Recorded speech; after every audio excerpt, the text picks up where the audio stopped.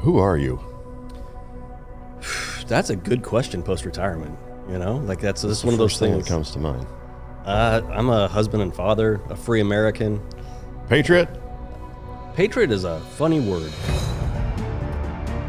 SOCOM needs to know the weather for planning purposes and also for execution of missions. They can put one of us out there to make an accurate forecast for things to make the mission successful. The fake flu thing that we decided to end the world over. And then all of our military quote-unquote leaders that decided to just totally kowtow to whoever they were kowtowing to. Trump was divisive, and there's two parts of the military, right? Between COVID, between the Afghanistan withdrawal, all the people that had hid behind their waivers and all that other crap to not deploy, they all came out of the woodwork. It's not that we weren't capable of taking care of ISIS. Like everyone's just waiting for the green light, which never came from the White House. When you want to be part of a warfighting community, like you said, are you bringing value? Are you making it easier? And the answer is no. Yeah. Absolutely not.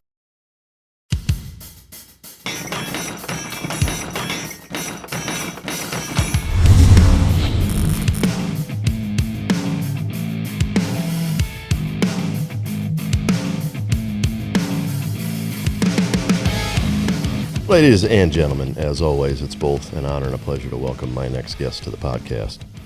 He's a retired special operations weatherman. Yes, that did used to exist. He's the co-host of One's Ready podcast with Jared Petrus, which we actually had on not too long ago, last year. He's back from his first appearance. He was on episode 67 all the way back in February of 21. But now that he's not on active duty, we're going to get his unfiltered, true mic drop approach to the U.S. Air Force, the Department of Defense, and all things that are behind the wizard's curtain. Ladies and gentlemen, welcome to the stage, Trent Seegmiller. Yeah, thanks for having me back. I appreciate it. Thanks for coming. I know the first time, when you came on, there was a lot of things going on, kind of, I would say, politically and militarily that were pretty controversial or somewhat so, that you had some pretty strong opinions on that you had to keep to yourself, and now you don't, which is pretty awesome. So we're going to dive headfirst into that. But first, I want to get a quick lightning round that I wasn't doing when you were here the last time. What's the last full book that you read? In the Heart of the Sea. I heard about it, like on one of those other podcasts that we don't talk about. Yeah. But I do like a good survival story, guys eating guys in boats, the sperm whale thing. Yeah. Well, so when you say guys eating guys and sperm all in one sentence. Yeah, we're not talking about like Navy or anything like that. We're just talking about regular Navy. Yeah, the old whalers. Yeah. What was your biggest takeaway from it? People are going to survive, you know. And then I think one of the biggest things is the survival aspect I liked, but also the captain of the ship. When they first got stranded after the whale took out their boat, he was going to make the right decision, and then he let his younger, first mate types overrule him. Which ended up bringing about the demise of most of his crew, and them having to cannibalize each other to survive and all that other stuff. So, if you're going to be in charge, be in charge. Assuming it's based on a true story, or it is a true story? It is. Yeah. It was the inspiration, the true story that inspired Moby Dick. Oh, no shit. Mm-hmm. Wow. Who are you? That's a good question post-retirement, That's one of those things that comes to mind. I'm a husband and father, a free American. Patriot? Patriot is a funny word. I am definitely proud to be an American. I would say I'm a patriot. It's just, how it is, there are a few people that annoy me more in this world than the ones that claim to believe in the same things I believe in, but are also knuckleheads. Yeah. But do you have a classic example of something like that, even if it's hypothetical? So we live in this two-party system thing, and the Republican, Democrat, and obviously I fall way more on the Republican side, even though I don't identify as a Republican. Can I say I identify as something here? Yeah. Is that okay? You can say whatever you want. But people that are I'm pro-gun, I'm pro all these other things, I find that they're just trying to be on a team, a lot of people, as opposed to actually having principles built in that they rely on. Because when you delve deeper into their into what they believe, it kind of all falls apart. Yeah. Or they'll say something silly like, I think, the war on drugs is righteous, but I'm all for freedom. And I'm like, whoa, to me, those things are kind of diametrically opposed. Yeah.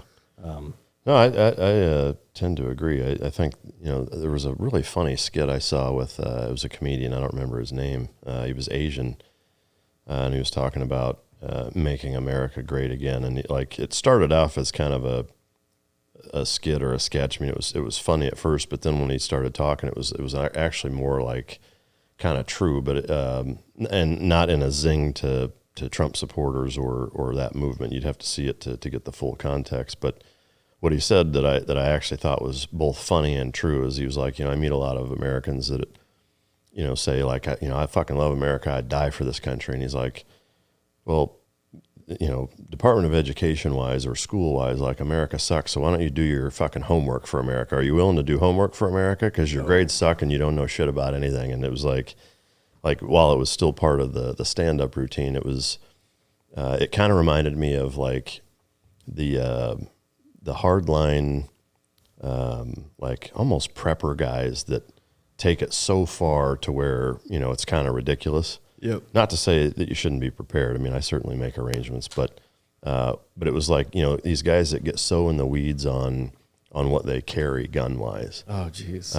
From like, well, I got to, lose this fucking half ounce here. And I got this slide with the aluminum, blah, blah, blah. And I've got this, fucking ghost trigger that's 3.5 pounds, and it's like, why are you so into it? Well, it's to defend myself and to stay alive. And it's like, at the same time, you're rinsing Twinkies down with Dr. Pepper. You weigh 400 fucking pounds. It's like, if you really cared about staying alive, like those two things don't really mesh. Yep. But so yeah, I hear what you're saying. Speaking of EDC, do you carry all the time? I carry often. Sometimes it's a 9. Oh my goodness, it's a 9. Oh, you can't put down someone with a 9mm. Like a single round isn't going to kill someone. Yeah, I carry. I'm a basic person. It's a Glock 19. Yeah. They're going with the full size, huh? Well, I guess technically it's a compact, but not really. Right. I should upgrade at some point. I just haven't done it yet. Yeah. Or is it an upgrade or a downgrade to get something smaller, easier to carry? I think it's an upgrade, but I think it depends on the gun. Like I carry the SIG 365, which I carried the 43X for several years, but after I shot them back to back, I prefer the 365. If it's tricked out, my buddy Matt, who you met earlier, is really good at building guns out. He built me out this 365 there's almost nothing left on it that's fucking stock, which normally I'm actually not a fan of, but in this case it was like it shoots fucking incredible, man. And I've shot the shit out of it. It's super reliable, whether it's shitty ball ammo or, real hot plus P, doesn't matter. Like it never jams. The grip on it is phenomenal. Like it's a great gun, but. Hey guys, I want to take a minute to tell you about the Mic Drop Patreon, where you can get the real mic drop experience the way it's meant to be seen. You get completely uncensored, unfiltered, and uncut episodes with nothing held back, just raw, real conversations directly from me to you, without YouTube censorship. Plus, you'll see it days before anyone else, with early premieres and exclusive bonus content that you won't find anywhere else. You get behind-the-scenes access to the show, including pre- and post-show footage, with me and the guest both in studio and on location, depending on what the guest is into and what we have going on. On top of that, we've got tons of Patreon-only perks, mic drop swag, access to exclusive merch, and the chance to submit your questions to be asked at the end of every episode. You'll also get a sneak peek at our upcoming guests, so you'll know who's in the studio weeks before anyone else. We're constantly releasing new features and dropping new content based on what you want to see. For our top-tier members, you get the same mic drop challenge coin that all of my guests receive from the upcoming show, which will never, ever be for sale. We've got quarterly merch that's sent out directly to you, a monthly Zoom call with me where we talk about whatever you guys want to talk about, and an active group chat where we all shoot the shit on a daily basis. All of that for just a few bucks a month to support the show. Right now, we're also offering a 10% discount off an annual subscription, which means that you get more than a free month. I want to say thank you to everyone who has already signed up. Your support means that we get to keep bringing you the content that you love. So if you haven't yet, hit the link in the description or go to patreon.com/micdrop and join the team. I'll see you guys in there. Thank you. Since the Civil War, dogs have stood alongside our military, proving to be indispensable partners. Our military prioritized ensuring proper canine nutrition for optimal performance, recognizing its vital role in mission success. Team Dog embodies that standard, offering science-based, customizable meal plans tailored to your dog's unique needs. Developed by a former Navy SEAL and canine trainer, Team Dog Food ensures the highest quality nutrition for our canine companions. Improve your dog's well-being. Be your dog's hero with Team Dog. What's something you wish you were better at? Oh, everything. Everything. Is it one thing come to mind? One thing I wish, shooting. Yeah.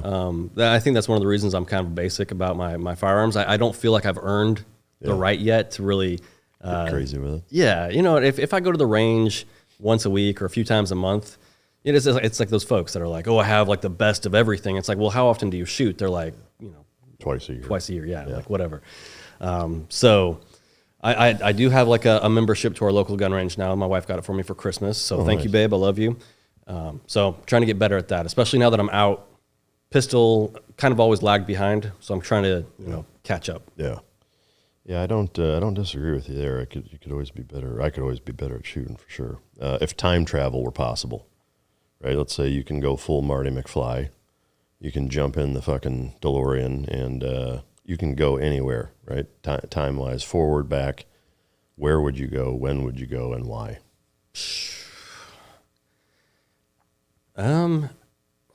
Here the thing is like I'm like if I prevented the assassination of Archduke Ferdinand, would have prevented World War I and two.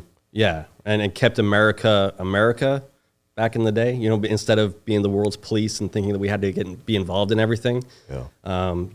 If I could do that and make America what I think it should be, that's probably where I'd go. If I was going to meet one person, it'd be Teddy Roosevelt, because even though I think he was like a big government dude, he just seemed like a fun dude. If there's one dude in history to have a beer with, I think it's Teddy Roosevelt. Yeah. So if we switch it up a little bit and just say that you can't get involved in anything, you just get to witness something, what would that be? I mean, that would be the American Revolution. I think we have a lot of misconceptions about what that was like. Yeah. How many Americans were actually involved in it, how many people actually supported it, what the sacrifices actually were, what was required of the relatively small group of people that made it happen, and all the crap that they had to put up with, and what their actual intentions were. Do you think that I hear you there. I mean, there's a lot of misconceptions. I did this freedom tour in Boston over the summer that it was one of the most fascinating few hours I've spent, by this young guy dressed like a French insurgent, basically, from the Revolutionary War, and used the accent. And the amount of shit that I learned on that tour that I had no fucking idea about was embarrassing, frankly. It was like, why do I not know this stuff? Like, why don't we all know this stuff? But kind of to that point, there were so many little details about the Revolutionary War that we get wrong or have misconceptions on that I think are actually really important that we understand better than we do. One of the most notable ones was, this is, I guess, not notable, but one of the more interesting ones,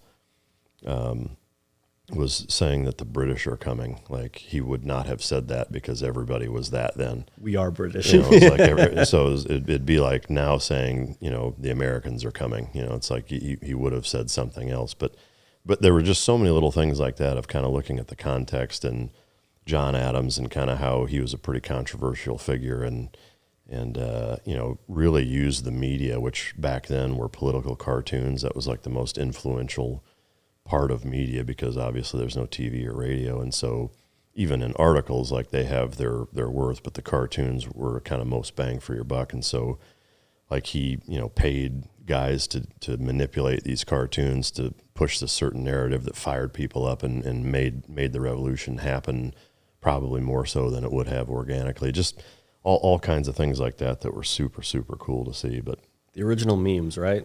Yeah, fucking A. Do you have a favorite quote? Not really. I've thought about this a few times, but like, I'm not like a guy that memorizes quotes. Yeah. Wake up in the morning, tell myself to not be a bitch. Does it work? Sometimes. Yeah. Talked about the ADC, or ADC. I'm thinking jiu-jitsu, EDC. Are there any significant events that happened, and we went over this a little bit, in our first interview, but is there one thing that stands out when you were growing up that shaped your life, positive or negative? Yeah, I think it having a paper route and some of the things that happened because of that. And one instance in particular that I always think of is, we were supposed to put the paper on people's doorsteps, and you're pedaling your bike around, and then for a week or two, I got lazy, and I'm like, why do all these people that live in a nicer neighborhood than I do have to have their paper on their doorstep? So I started just throwing them on their driveways. My parents found out, they got very mad, and I'll never forget that my mom came to me and she said, like, basically, you represent this family, and your father, who you see usually not in the morning, but you see him at night when he comes home because he was a very hard worker. It's like his reputation is what it is because he's a very hard worker, and he's never done anything halfway in his entire life. And while I've never, or I've not always lived up to that, the idea that I am a representation of my family and of my, my father and his work ethic and all that other stuff, that always stuck with me. Yeah. It sounds like your mom was a damn good woman, or is a damn good woman. She raised 6 boys. Yeah. None of us are in prison. Yeah. Well, that says a lot. But, to me, the broader point of something that simple, though, that a mom, because to me, like, and it goes both ways for men and women, I think, but, a dad can't really defend himself, right? The mom has to. Similarly, like, if your dad says, hey, you don't ever fucking talk to your mom that way, like, for your mom to say, hey, you don't talk to me that way, there's a huge difference between a dad saying, you're not going to talk to your mom that way, and also a mom saying, hey, like, you're wearing your dad's last name, fucking, earn it, is huge. And I think, little things like that I hope continue to be woven into the fabric of America's families continues, because I think that is what makes the difference. We try to do that with our kids, Yeah. like we're like. How many kids do you have? 2. Boys, girls, both? One of each. Yeah. So we replaced ourselves. We're done. But, Yeah. you're a Seegmiller, and this is what it means. Yeah. And how old are they? 11 and 7. 7 and 11, yeah. Oh, nice. It's good stuff. All right, gloves off, Air Force, right? We've covered your career in the last one, again, episode 67, if you want kind of the full chronological timeline of Trent's career, which I will say, not only myself, but there was a ton of feedback from so many people that had no idea that a weatherman, a special operations weatherman in the Air Force existed, but kind of hearing you talk about the importance, not that any of us are lost on it that have been in the military, of how important weather is and how fast it can change, especially in the environments we tend to operate in, but how beneficial it is having a guy that can actually predict things and see things and notice things that could be either detrimental or advantageous depending on which route you take, et cetera. And so, again, if you want to hear kind of the full soup to nuts on that, episode 67, but the real hazing stories, let's dig into kind of what you couldn't say that you wanted to say. Oh, man. Well, I mean, I got a lot of, what is it? We don't call it hazing anymore. What do we call it? We call it something else, motivational training, and remedial training, whatever it is. But I was an instructor for a long time, so I was on the give for a lot of that. Yeah. And then, early on in the SAUT career, there's a few things that happen. Like you go to the obstacle course, they smoke you when you first get there, or you have a day, right? And they take you out back behind the unit, they smoke the balls off you. Yeah. You have to put like your fins on and all this other crap, and you're doing stupid exercises. Anyway, it culminated in us going to a Chinese buffet where they buy me lunch, and it was the worst Chinese buffet, I'm pretty sure, in Fayetteville, North Carolina. And then they take me to an obstacle course, and then they have eggs.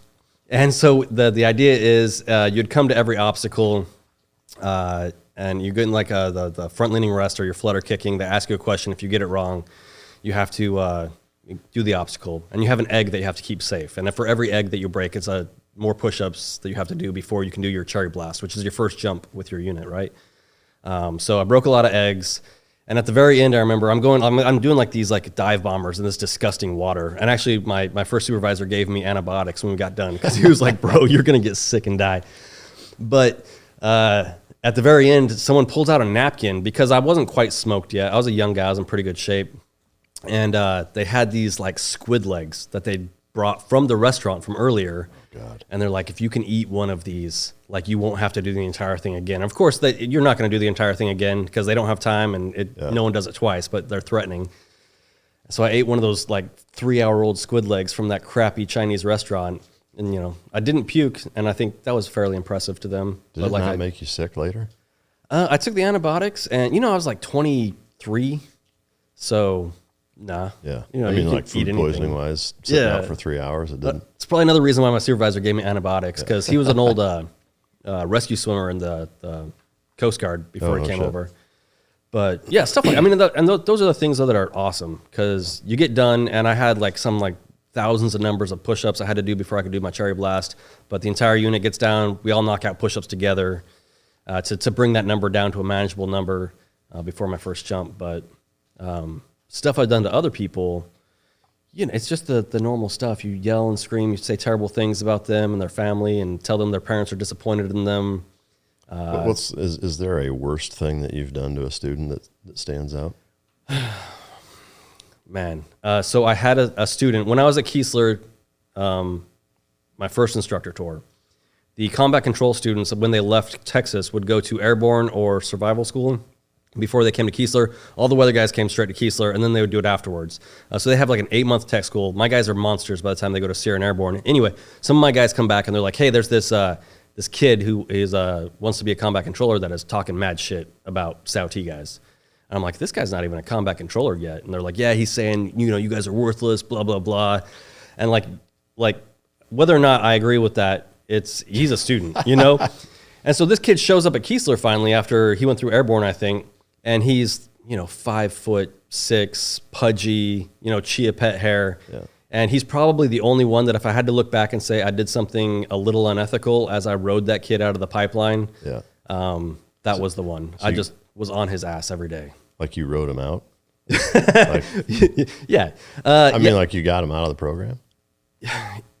So we had a very high attrition rate, but like he already had a spotlight on him, right? Like he decided to put the spotlight on himself. And so from the moment he showed up at Keesler, like I know who he is. All my guys that are about to, you know, go to their final school before they get their berets, they all know who he is. So I'm pretty sure at the dorms, life wasn't very good for him.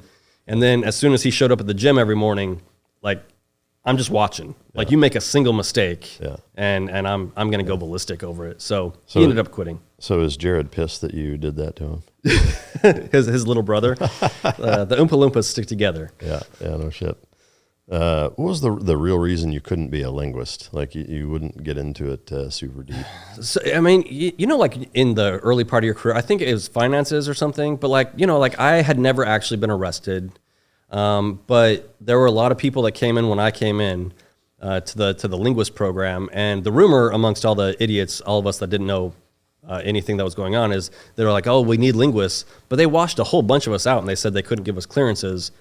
So I didn't have anything terrible on my record. You know, I'd smoked some pot and all that other stuff. So I think if you had anything, they just had too many people to send out to Monterey, is what we heard. So it was nothing crazy. You know, like I had a fun childhood. I, you know, firebombed my life. I had a row of burning trash cans behind me, and, you know, it wasn't perfect, but like I wasn't like running heroin or anything. Yeah. I mean, is that something that you kind of look back at as either a regret or you wish you had gone to be able to do that? I mean, how different would that have made your career? Completely? Well, my younger brother ended up becoming a linguist, and come to find out, he did not enjoy it. Really? I mean, you go to language school. It sounds super cool. And I was going to be an airborne crypto linguist, so I'd be on the plane, but basically doing the same thing he did. You're sitting there listening, transcribing, and you work for agencies, but also you work for the military, right? Yeah. And so I've heard that, you know, no one's sure which military branch is in charge of everything, and then also the agency is actually in charge of the program, like the NSA and all these guys are involved in it. And so it's kind of a shit show. Yeah. And it's funny because looking back at my career, you know, you retire and you look back and it's hard not to start to believe in things like fate. And whether it's just nostalgia or not, it's like, man, if all these things hadn't happened the way that they happened, which is everybody's life, obviously, but I'm a very blessed person. Yeah. And looking back, I'm like, man, I'm glad it worked out the way it did. Yeah, yeah. What language did he learn? I think they were going to give me Russian or something your early. Brother. Oh, I'm sorry. He ended up doing Farsi. Oh, really? Had to think about it. Does he still? Is he still in? Does he still use it at all? No, one enlistment got out. Oh shit! So my father had 3 boys that joined the Air Force, and I was the one that he always tells me I was the least likely to do 20 years because really? I was the rebellious one, and you were the only one that did. Yep. Yeah. But I got lucky. I found my thing. Yeah. Well, so speaking of that, I mean, so again, 67 outlines the whole thing, but can you give us kind of the Reader's Digest of Special Operations Weatherman billet? Yeah. Try to Reader's Digest this. You are we kind of played the dual role of combat support and also, front lines type stuff. And basically, it's SOCOM needs to know the weather where we're at for planning purposes and also for execution of missions. And so you can't always count on your satellite data or your forecast and all that other stuff. So if we absolutely need to know what the weather is somewhere, they can put one of us out there either ahead of the FLOT or before a mission or whatever to get the truth data and to make an accurate forecast for things to, happen the way that they're supposed to happen, make the mission successful. Did you ever have any big fuck-ups? Not really. I had one where the biggest fuck up I had, I was working with the 160th on like more of a combat support role. And the guys had asked me for a forecast. I gave it to them. It was the Chinook dudes. And they were rolling out, every night, at least once. Those guys are awesome. I don't know if I said it last time. 160th, those are my favorite people. They're amazing. But they were like, we're coming back at this time. And there was a snowstorm moving in. And I gave them the forecast. What I should have done is been like, hey, if you guys are like 10, 20 minutes late, because I worked really hard at this. I'm like, yes, you are good for this. I should have been like, if you're late at all, it's going to be a no-go. Yeah. So these guys were like halfway between, I think, Bagram and Shank, and that snowstorm hit them, and they were running a little bit late. And so they had to turn around and go back to Bagram and wait for like 2 days or something. I think I stayed up for 2 days because they're calling every 30 minutes asking for updates because, the pile of missions that they got to do is stacking up. Wow. So, I mean, did that leave you and your crew out in the field hanging? Or was it to go do something? No, so I was sitting behind a desk. Oh, I got you. So we were doing, it was a task force rotation. So the 160th guys are supporting, all the tier guys doing everything that they're trying to do. So, so they were very like, hey, we got to get back because, they're rolling out with the Rangers one night, and all the other guys, depending on what needs to happen. So they're just the movement arm for all those folks. Yeah.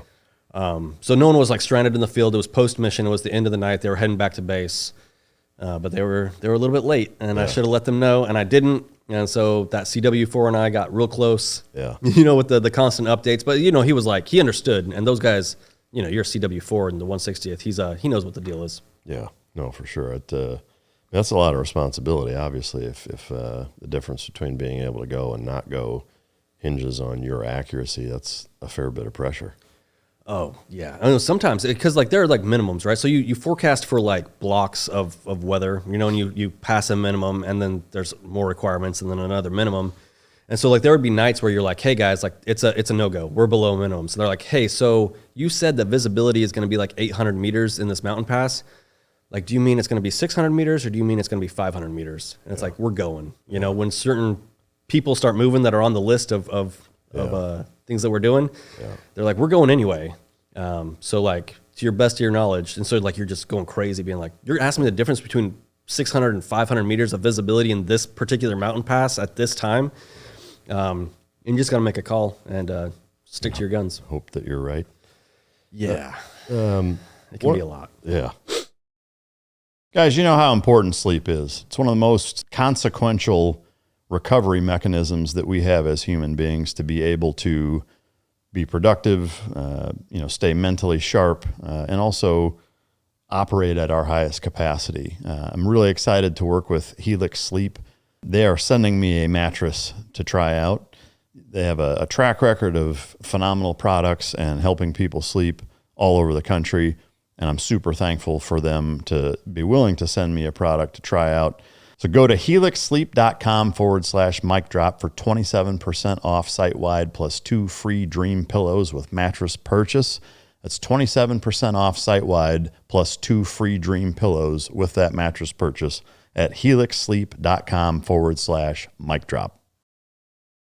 If you're a red-blooded American exercising your Second Amendment rights, then StopBox USA was built for you. Keeping your loved ones safe while ensuring instant access to your firearms is one of the biggest challenges gun owners face. Many storage options force you to fumble with keys or gamble on a battery that might fail when it matters most. That's why StopBox USA engineered the StopBox Pro, a game-changing, patented push-button locking system that's entirely mechanical. The StopBox Pro has no keys, no batteries, and is instantly accessible when you need it. This means you could be ready even in the dark or under stress. Crafted with glass-reinforced polycarbonate, it's as tough as it is secure. Our listeners are getting 10% off your entire order when you use the code MICDROP, all caps, all one word, but they're also giving you a buy one, get one free offer on their StopBox Pro. That's 10% off and a free StopBox Pro when you use the code MICDROP at stopboxusa.com. You know, whether you have kids in the home or you're just trying to keep your personal firearms safe and secure, but also readily accessible, I got to tell you, this thing is super well made. It's really easy to open, and it just gives you the security coupled with being able to get to your firearm quick. I love it. I use it. I have it at my house. It's also great to travel with. You can throw a padlock on it that's TSA compliant and travel in your checked bag with the airline. So love the product. Go check them out. American made, can't beat it. All StopBox USA products are proudly made in the United States and in their own facility. Not only does this ensure the high quality of craftsmanship of every product sent out, but it also creates meaningful jobs and opportunities for American workers. Traveling with peace of mind is easy because the StopBox Pro is also TSA compliant. StopBox USA also offers a range of other innovative products, including their vehicle safe, chamber lock, and other essential gear designed to help keep you prepared and protected wherever you are. For a limited time only, our listeners are getting a crazy deal. Not only do you get 10% off your entire order when you use the code MICDROP, all caps, all one word, at stopboxusa.com, but they're also giving you a buy one, get one free on that StopBox Pro. That's 10% off and a free StopBox Pro when you use the code MICDROP, all caps, all one word, at stopboxusa.com. Discover a better way to balance security and readiness with StopBox. As you guys know, sleep is one of the most important aspects of good health. And, you know, I train really hard, whether it's jiu-jitsu, weightlifting, etc. Also work hard, own several different businesses, the Warrior Dog Foundation, etc. I have found over the years that getting good sleep is more and more difficult. For me, it's predominantly waking up multiple times through the night, not being able to stay in deep sleep, until the kind folks at Beam sent me their powder, which enabled me to be able to sleep through the night, get much more deep, restful sleep. And I'm super appreciative of them for both working with us here on the show and sending me such a great product that has been able to revolutionize my ability to recover, get better sleep, and be more productive during the day. That's why I'm so excited to talk about Beam's Dream Powder, a science-backed nighttime blend for sleep that's actually clinically shown to improve sleep and have you waking up refreshed. Everything changed when I found Dream. It's clinically shown to help improve sleep, and let me tell you, it absolutely works. I finally started sleeping through the night, waking up refreshed, not groggy. With better sleep, my energy and focus has come completely back. I felt like I could actually tackle my days instead of just getting through them. Other sleep aids can cause next-day grogginess, but Dream contains a powerful, all-natural blend of reishi, magnesium, L-theanine, apigenin, and melatonin to help you fall asleep, stay asleep, and wake up refreshed. Now, as I look ahead to 2025, I'm determined to keep this momentum going. Dream is a part of my nightly routine, and it's made all of the difference in the world. If you're like me and have struggled with sleep in the past year, there is no better way to start 2025 than with consistent, restful nights. Dream will help you feel your best every single day. The ultimate sleep refresh for the new year is to try Beam's best-selling Dream Powder and get up to 40% off with a limited time when you go to shopbeam.com/micdrop, all caps, all one word, and use the code MICDROP at checkout. That's shopbeam, BEAM.com/MICDROP, and use the code MICDROP for up to 40% off. Did you know that high blood pressure is one of the highest risk factors for mortality? In fact, 1 in 2 adults have high blood pressure. That is a 50-50 chance that you're a walking time bomb. However, you, not Big Pharma, can help take control of your blood pressure before it's too late. With 120 Life. 120 Life is a blend of great tasting superfruit juices that can actually help lower your blood pressure. 120 Life is formulated with ingredients that have been shown to naturally help control high blood pressure, and are endorsed by thousands of health professionals. You can try it yourself risk-free with their 2-week trial pack. Just go to 120life.com and use the code DROP, all caps, all one word, DROP, to save 15% and receive free shipping. They are so sure that 120 Life can noticeably lower your blood pressure in 2 weeks that they'll give you your money back if you're not satisfied.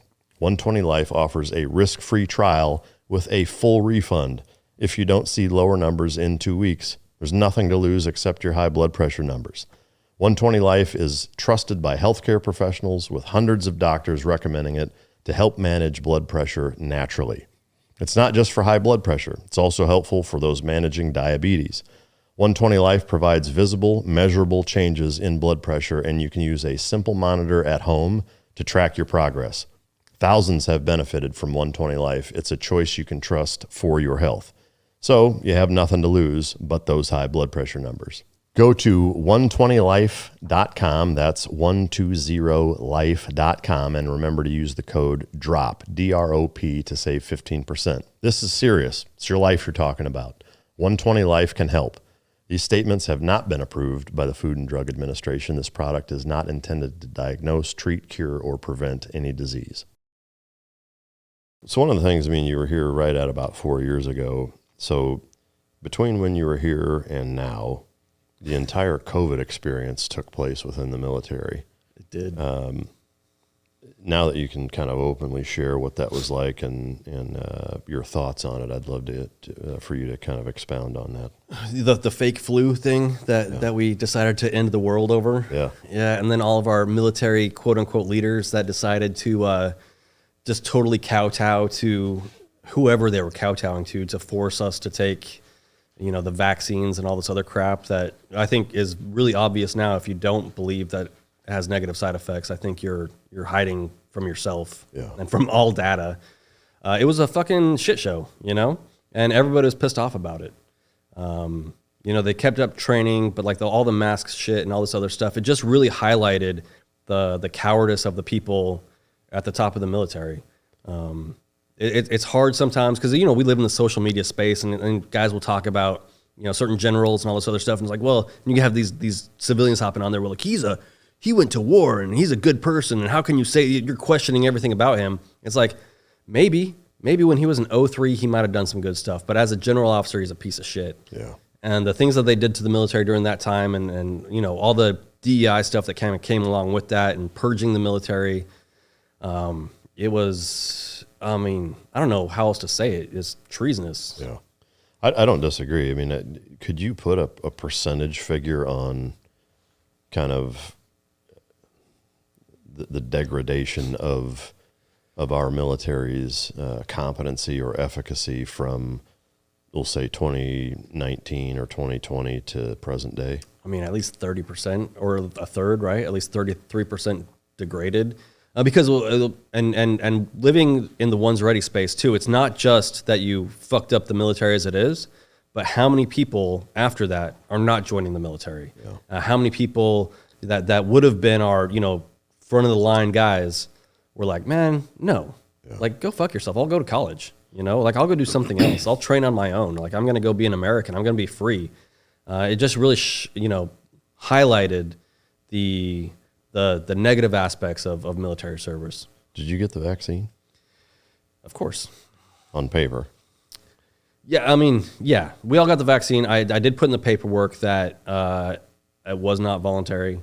Because it's like, there's this thing that you're supposed to put on there like, hey, I'm voluntarily getting this. I'm like, the fuck I am. Yeah. Like they're saying they're going to kick me out if I don't get it. Did you actually get it though? Yeah. No shit. Did you notice any negative? Nothing? No. Yeah. So I guess, do you know people that have had significant negative side effects from getting it? Not really. Like, I don't think so. I'm certainly not a proponent of it, but to have the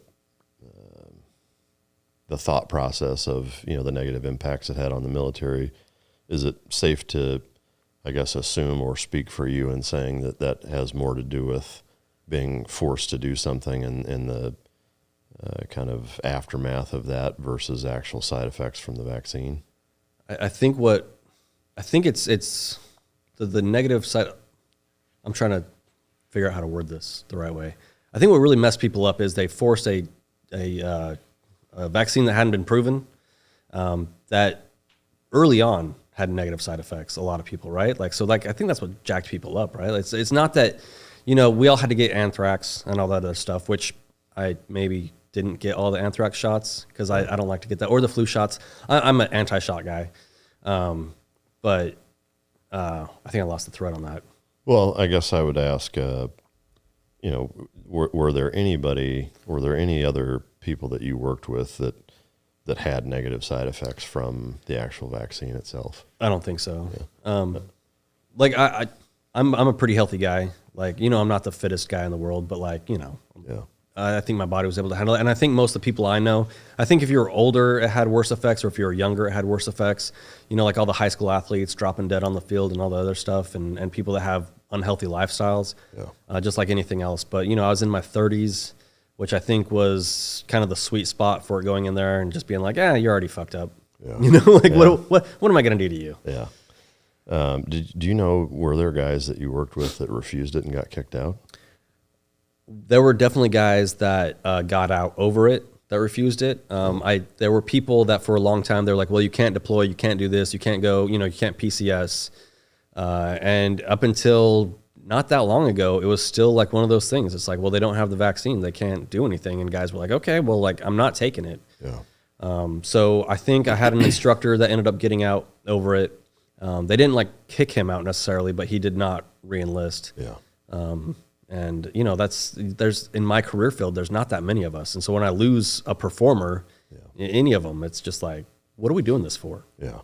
I guess kind of traversing into the DEI stuff that followed suit afterwards, were there significant policies that impacted or were enforced by your leadership that kind of compromised your guys' morale and... So the whole like women thing in the special operations world was big around that time as well, I believe.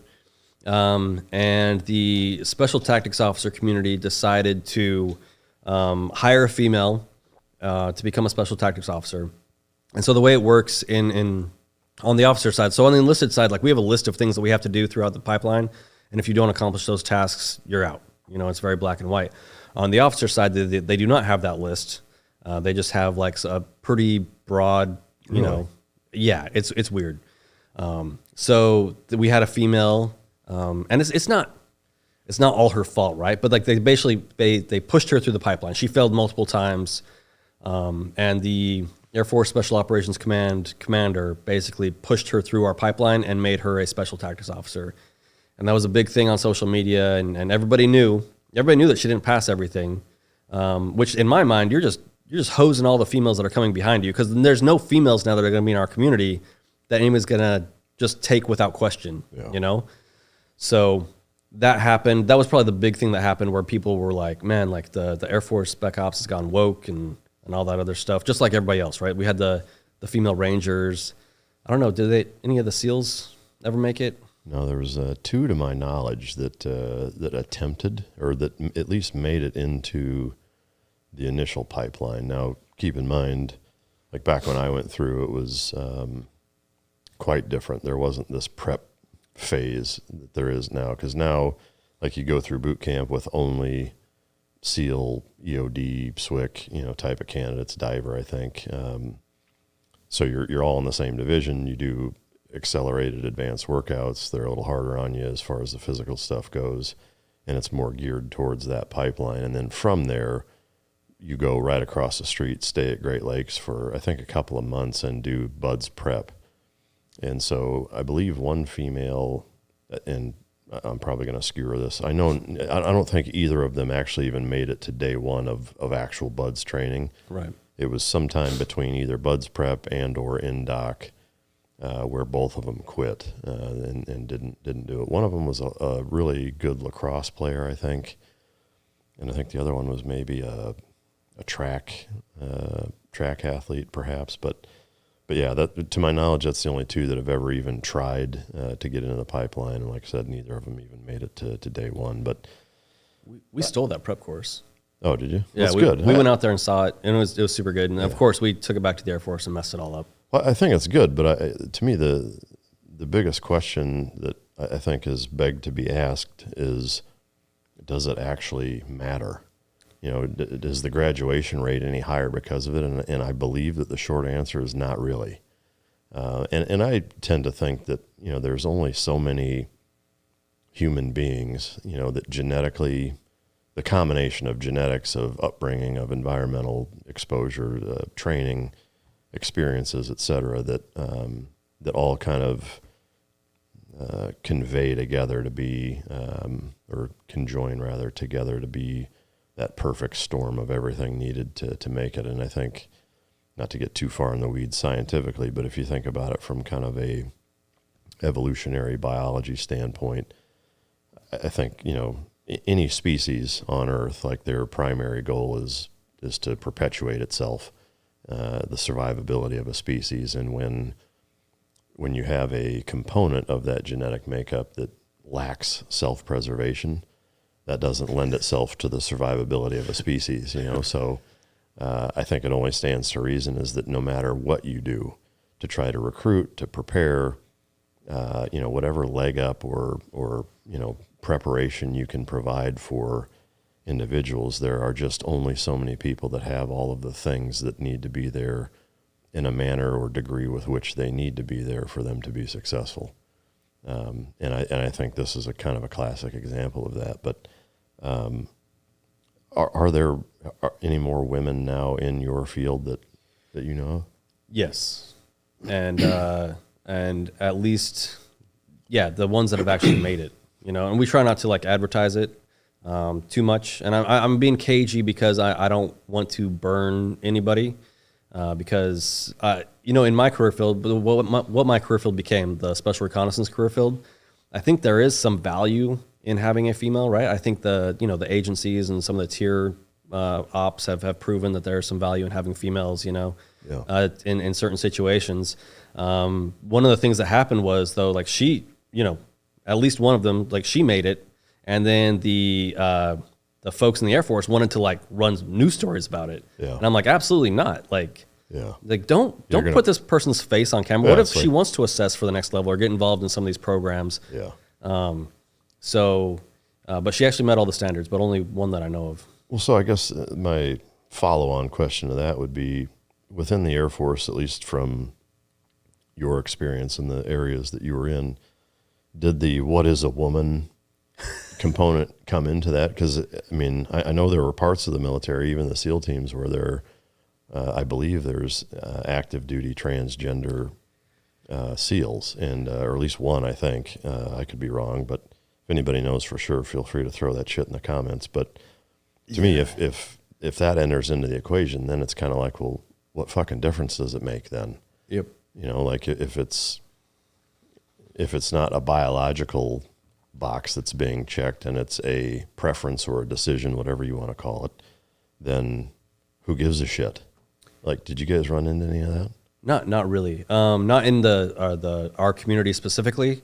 But it was funny. I think last June or whatever, and June is always a shit show online for obvious reasons. The Cannon Air Force Base folks like put out a video on Instagram of some trans person doing their job, and then they limited the comments on Instagram, and they're an official government Instagram whatever account.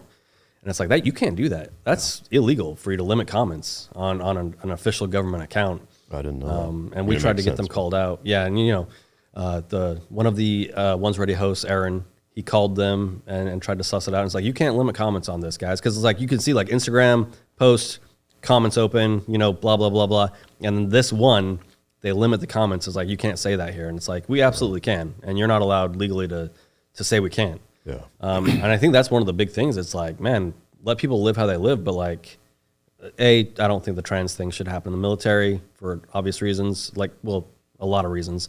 But B, if you think it's right and you're posting about it, that you know, like you're going to have to hear about it. Yeah. The general public's opinion on what the military is doing. Yeah. I think even more than that is that if you think that that's right and you're behind it, you should be able to be questioned, and you should have to be able to defend your position on it. Right. You know, and I think that's one of the biggest things that's lacking in the military. And I understand from a chain of command and authority standpoint, there is a certain level of you have to do what you're told. I mean, you know, if you have a mutinous military that, you know, has the ability and kind of autonomy to question every single fucking decision or command, directive, order, et cetera, then it's pretty tough to have a military that's worth a shit that way when you have, you know, 1,000 individual thinkers that all have an opinion that has to be heard. So, I mean, obviously that's not going to work. However, you need to be able to question some things, and I think that's a good example. But did you guys have any negative impacts, like within the Air Force soft community across the board, whether it's PJs, CCTs, whatever? Has there been any trans candidates or anything like that? Not that I know of. No. I mean, we'll get questions every once in a while, like DMs on Instagram. Yeah. The ones ready guys like, hey, I'm a blah blah blah, whatever it is. Like, am I going to be able to join? It's like, man, it's like, go to the recruiter. Yeah. Good luck. Like, you're just trying to start an argument with me over the trans issue. But if you really want to join, these are the things you got to do, and you're going to have a pile of waivers just to get in but. You know, like our course is obviously gender neutral, you know, like, you know, our bathroom stalls are all like walled off and all this other stuff, and people aren't allowed or supposed to walk around naked anymore. Like all these things. And so what if you really think that you can make it, go ahead and try. But most of the time they're just trying to start fights. What do you personally think about that? The whole trans thing, or? Yeah, like if somebody says, yeah, I identify as the opposite of what I was born biologically, do you think that they should be allowed to go through the pipeline and test and identify that way? Like, no. I mean, if you just say it, then who cares, as long as you're still using the correct bathroom or whatever. But like if you're get on hormones and all this other crap and like medically, like how would you vet that person through the process medically? Yeah. And the whole female thing too, it's kind of all the same to me. Like, how much money are we going to spend to try to cater to this tiny population of people that, you know, somebody in Congress says wants to be part of this crew? Yeah. You know, for every male candidate we get, you know, there's like 100 male candidates behind them that, you know, we invested a certain amount of money in that didn't make it, or whatever it is. You know, when you go all the way through the process, Alpha to Zulu, right? So like for every female candidate we get, how much money did we spend trying to get that one person in? How much money did we spend on our facilities? You know, and there's not that many females or trans people or any of this other stuff that want to do this type of work. Yeah. And the people that are pushing it also don't want to do this type of work. So why are you telling us how to do our jobs better? Yeah.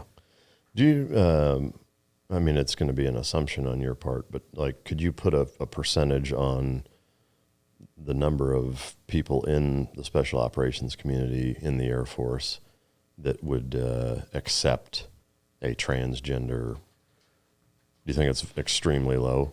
Yeah, and I would guess that most of the people that would say that they would accept it are off team or in the officer corps. Yeah. So you're always going to get some of your senior NCOs that become careerists, and some of the officers that aren't actually going to have to deal with it, that would, you know, probably say it. I'm not sure if they would believe it at all either, but, you know, yeah, of course we would accept that, and as long as they meet the standards. And it's like, man, what are we talking about? Yeah. You know? Well, I think one of the very few simplicities of the military that exists almost nowhere else that I can think of is because it's not a business, right? You're not looking at, you know, spreadsheets or balance sheets or profit and loss statements to determine whether or not a unit is successful. Definitely not. You know, it's a budget. Here's what you get. You know, success is measured on operational efficiency and competency. And so to me, you have a very unique liberty in the military to base your decision-making process off of one simple question, which is, does this make us a better warfighting force? Yep. The answer is yes, and you can afford it, you do it. If it's no, then you just don't. And to me, that's really, from my perspective, the broader question of transgender soldiers and sailors, airmen, Marines is, you know, does the accommodations made, the distractions, the conflict that having forces that are already existing who are very resistant to having that and understanding the level of distraction that would take place if you, whether it's a SEAL team, a Ranger battalion, a pararescue unit, what have you, if you have a, biological man who identifies as a woman, dresses as a woman, refers to themselves as a woman, wants accommodations made as though they're a woman, like that by itself negates, in my opinion, like for the maybe single digit number of people that would make it through training, like what they're going to bring value add wise to the military is so astronomically low when you contrast it to the distraction and the headache and the pain in the ass that's going to bring in trying to integrate them in. It's a very easy decision for me to say, no, it's not a good idea. Yep. Yeah. Well, I thought this all kind of started about other things, right? Like the don't ask, don't tell policy I thought was pretty good. And before I go any further, I want to say, like, I don't give a shit about what anybody wants to do as long as they're not hurting somebody else, right? Yeah. And this always gets conflated with like, oh, you're anti blah blah blah. Phobic. I don't care, and yeah, I'm not phobic about much of anything, especially if you're a human. If you're a spider, it might be a different story. When you walk through that spider web in the middle of the night out there in the field, it's not great. Have you seen arachnophobia? Yeah, right, exactly. But I'm not scared of trans people, and I don't care what you do. But when you want to be part of a war-fighting community, like you said, like, are you bringing value? Are you making it easier? And the answer is no. Yeah, absolutely not. I mean, to me, it's no different than immigrants. Like I think bringing in as many net positive immigrants to this country that we can is a great idea, but there's an assimilation process that I think is necessary. And to me, this is no different. As the military is the machine that it is, if you want to be a part of it, you assimilate to what that culture is. And this conflicts with that pretty significantly, and I don't get why there's such a ramming the head into the wall with it, with both our leadership and society that is trying to make this thing happen where it's like people's lives are on the line, national security is on the line. Like, if you want to see how that shit goes, try it in sports or, some other realm where the stakes aren't so high, but for whatever reason, we seem to not do that. It's because you're a misogynist. That's why. Yeah, well, clearly. So I guess with kind of that same in that same vein of things that you were pretty tight-lipped on or couldn't really talk about, are there other things that contrasted to your last appearance on the show that you want to talk about that you really couldn't? You had asked me about presidents. And I said, as an active duty guy, I never said anything bad about the sitting president publicly. And if you want to talk about that, I joined under W, and I don't think I voted for a single president the entire time I was in. I'm a very libertarian type person. I'm not a libertarian. I'm just a constitutionalist and an American. I don't really dig the labels. But W was kind of a shit show, although the money was good during GWAT when he was in. Money was flowing from the skies, and so all the equipment, everything that we needed was great. And the bigger thing about serving under him is the rules of engagement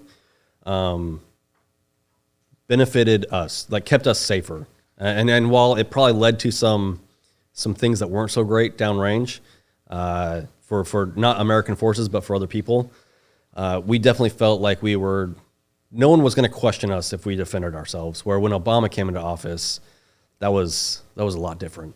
So I mean, you have a really unique experience that way, in that you've got years under W. Bush, you've got years two entire presidencies under Obama, then one under Trump and under Biden. Yep, that's a pretty roller coaster-ish experience from a political standpoint, and the influences that administrations can have on the military. Did it seem to mirror, from your perspective and your experience, what people would think that in that regard? Oh yeah.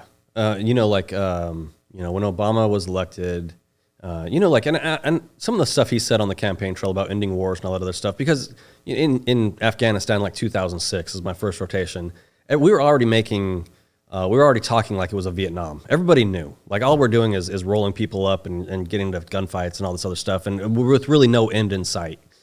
And so when he was talking about ending the wars and all this other stuff, we're like, okay, maybe this guy will actually like try to like wrap this stuff up as one of the few positives of him being elected, which he did not. But the rules of engagement got way more strict on us, but also the drone strikes got out of control too. But my morale. So like if I started with W and I had no frame of reference for anybody before that, right? Like, but the money was good.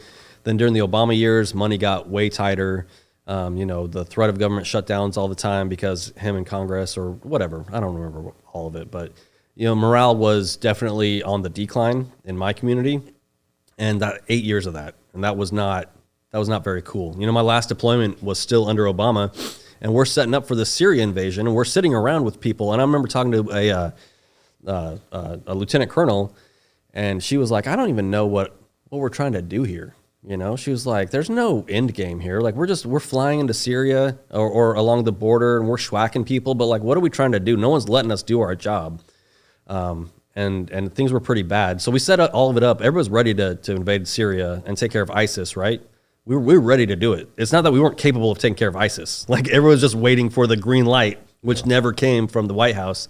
And as soon as Trump was elected, it was like immediate, like, go get them. And you let the folks off the leash, and what you didn't even hear about in the news, it was so fast. It's like, go wipe out ISIS. It's like, okay, boss. Yeah, we've been waiting. Yeah. And morale skyrocketed. Like, to look at your entire career, is there a pinnacle morale-wise that you can recall? I think under Trump, Trump was divisive, and there's two parts of the military, right? There's always like my part, your part, Sled dog. Yeah, and that's kind of how I think a lot of the civilians view the military, is like everybody's like the SEALs and infantry and the special ops guys. But man, there's a huge part of the military that like those people just work in offices and they never do all that other stuff. And the political realities kind of follow those lines. And so on our side, right, like during Trump, things were great as far as I could tell. People were happy. Recruiting was getting better. We got money, and then on the Air Force side too. During a little bit of that time, our chief of staff of the Air Force came in, and he'd been like a F-15 driver, I think, and he'd been rescued by some PJs and a controller back in the day in like Bosnia or Kosovo or whatever. And so like things for us got really good. Yeah. And he was doing good stuff, trying to like get rid of unnecessary regulations and just paperwork upon paperwork for no reason. He was trying to cut all that other stuff. Of course, as it came down the pipe, you start running into the next general and then the next 06, and everybody's like, well, we should still probably do all this stuff. Well, the boss is saying make things better, and we're refusing to do it. But those years were good years, I would say. Yeah. I guess along those same lines, do you see that shift kind of coming back, or I guess going into kind of the end of your career, going from Trump losing the election? It's kind of a unique time, I think, in that, there was a lot of controversy about the election.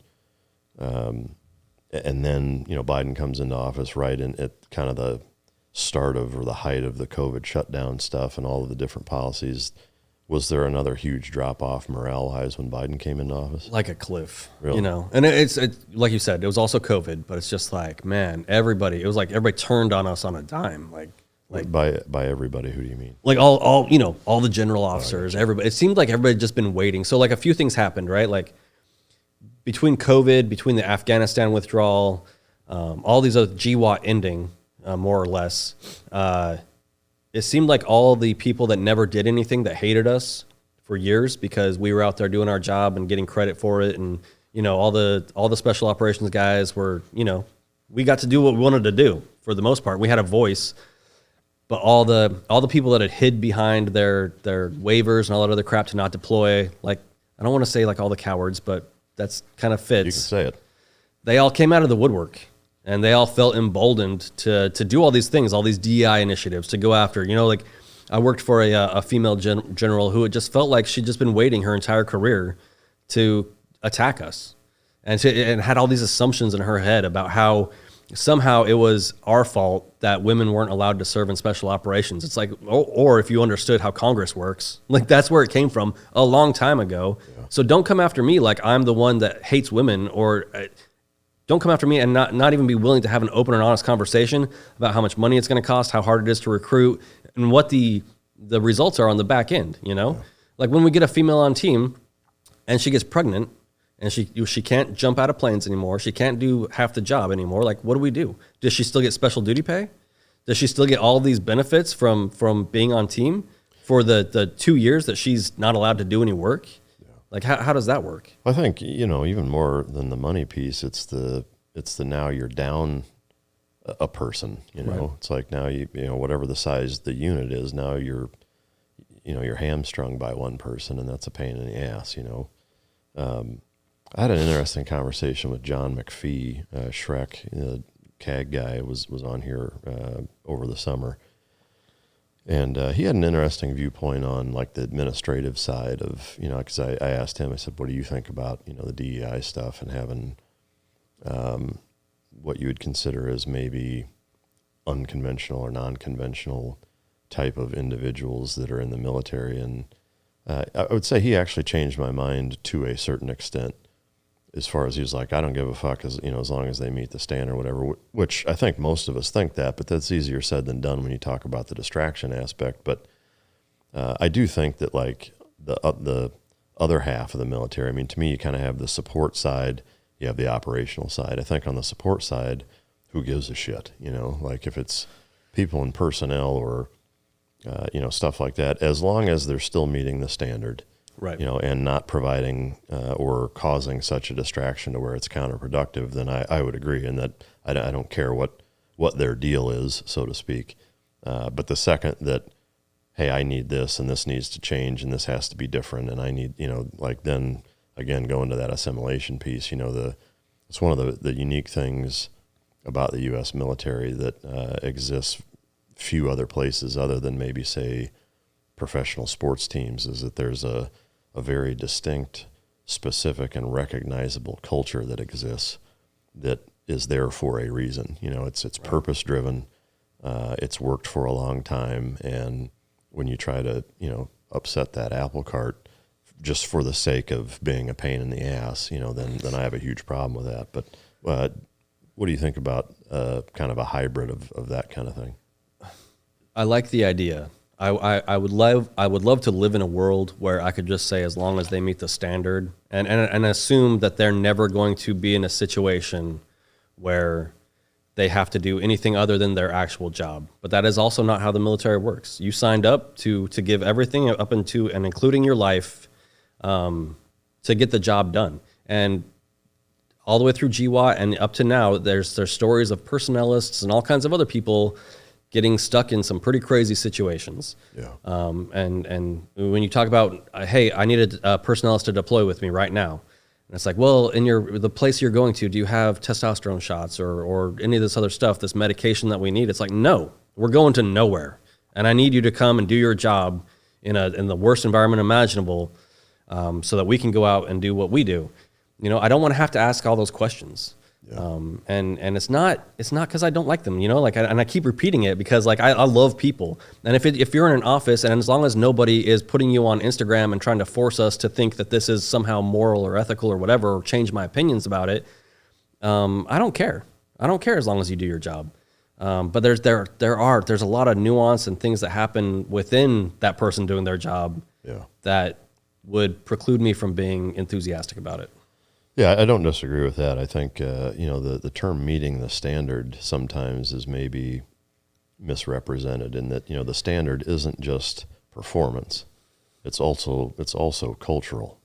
The standard of the U.S. military are, certain grooming requirements, certain, physical fitness requirements, certain, the adhering to what our military is and does, how they represent themselves and whatever. And I think, that's as big of a problem as, just on the performance side when you're not maintaining that same level of kind of professional decorum.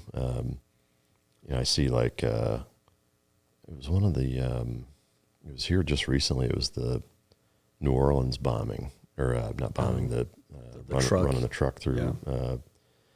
Yeah. There was an FBI agent on there. It's a woman with a fucking nose ring. It was like, when the fuck did that become okay?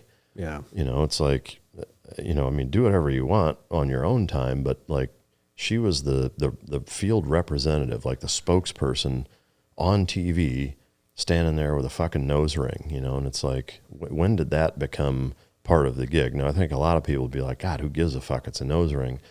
But to me, it's the principle behind the uniform standard, like you're the mouthpiece for the largest law enforcement organization in our nation, and you're representing it poorly. That's my take on it, but yeah, I don't law know. enforcement. Yeah. No, I've got, especially since I've retired, and the more that we talk about this stuff, I've gone full boomer on these types of things, because we keep hearing from people like, hey, how come like a Air Force cyber guy has to pass the Air Force PT test? Which, first of all, the Air Force PT test is a joke. Yeah. Second of all, it's because you signed the fucking contract. All right? Don't join the military and be like, oh, well, I should be able to grow a beard, and why do I have to pass this PT test? It's like, because you fucking said you would. Yeah. So wear the uniform, shave your face, pass the PT test, and do your job. Yeah. Anything else? I'm sorry. Like I said, I'm going full boomer, like I'm an old man now, just like, kids these days. Get off my lawn. Yeah. Yeah, no, that's no shit. Why did you ultimately get out?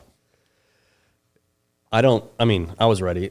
I think it was a combination of all the COVID stuff, but also my wife retired right before I did. And so a mill-to-mill marriage is not easy. Yeah. And she'd been on deployments. And so like the second half of my career, I spent more time at home, being the military spouse than I was going out the door. But I think we just decided it was time, so I didn't want to stay in another 5 years under who knows who. And also I was on staff. And while I appreciate being at like a major command level and the effects I'm able to have from there to take care of the boys when I can, man, cubicle life is the worst. So that's what you would have continued to do as a staff job. And right. Yeah. And so in our community, right, so like we have special tactics squadrons, but because SAU-T was not necessarily nested under special tactics for a long time, and it belonged to Weather and to Air Force Special Operations Command, and so it was a weird place. And so we didn't have places in the squadrons to be like team sergeants and to be like, or senior enlisted leaders like the E9. And so we've gotten a few guys into those positions, but it's kind of like a one-off. And so I kind of like looked into the magic ball, and it's like, I'm either going to go to the Pentagon or I'm going to go to another staff position over at AFSOC. Yeah. And I didn't just want to do staff for another 10 years for another 15%, 25% on my retirement check. Could you have gone like into the Pentagon or any type of more on a federal Air Force level type of position, or were you kind of keyholed into staying in that network? I was pretty keyholed. There's guys that do other things. But I wasn't really interested in that. I was kind of just done with the military. I didn't want to do this anymore. I don't, and I was in some of those meetings, right, where I remember I'm an E8. I've spent like half my career in the training side. I think I know what I'm talking about. Like I'm a pretty flexible person, like mind-wise. And I remember briefing this general that I'd mentioned before, and I'm like, hey, like this idea that you have, I get it. And it's cool, but like, let me walk the dog for you on this, how we've tried this 3 other times during my time in the training command and why it's not going to work. Here's the pros and the cons, but I you should listen to me, because I'm like 19 years in, I'm an E8. I have more experience than anybody in this room training folks. And this is my advice.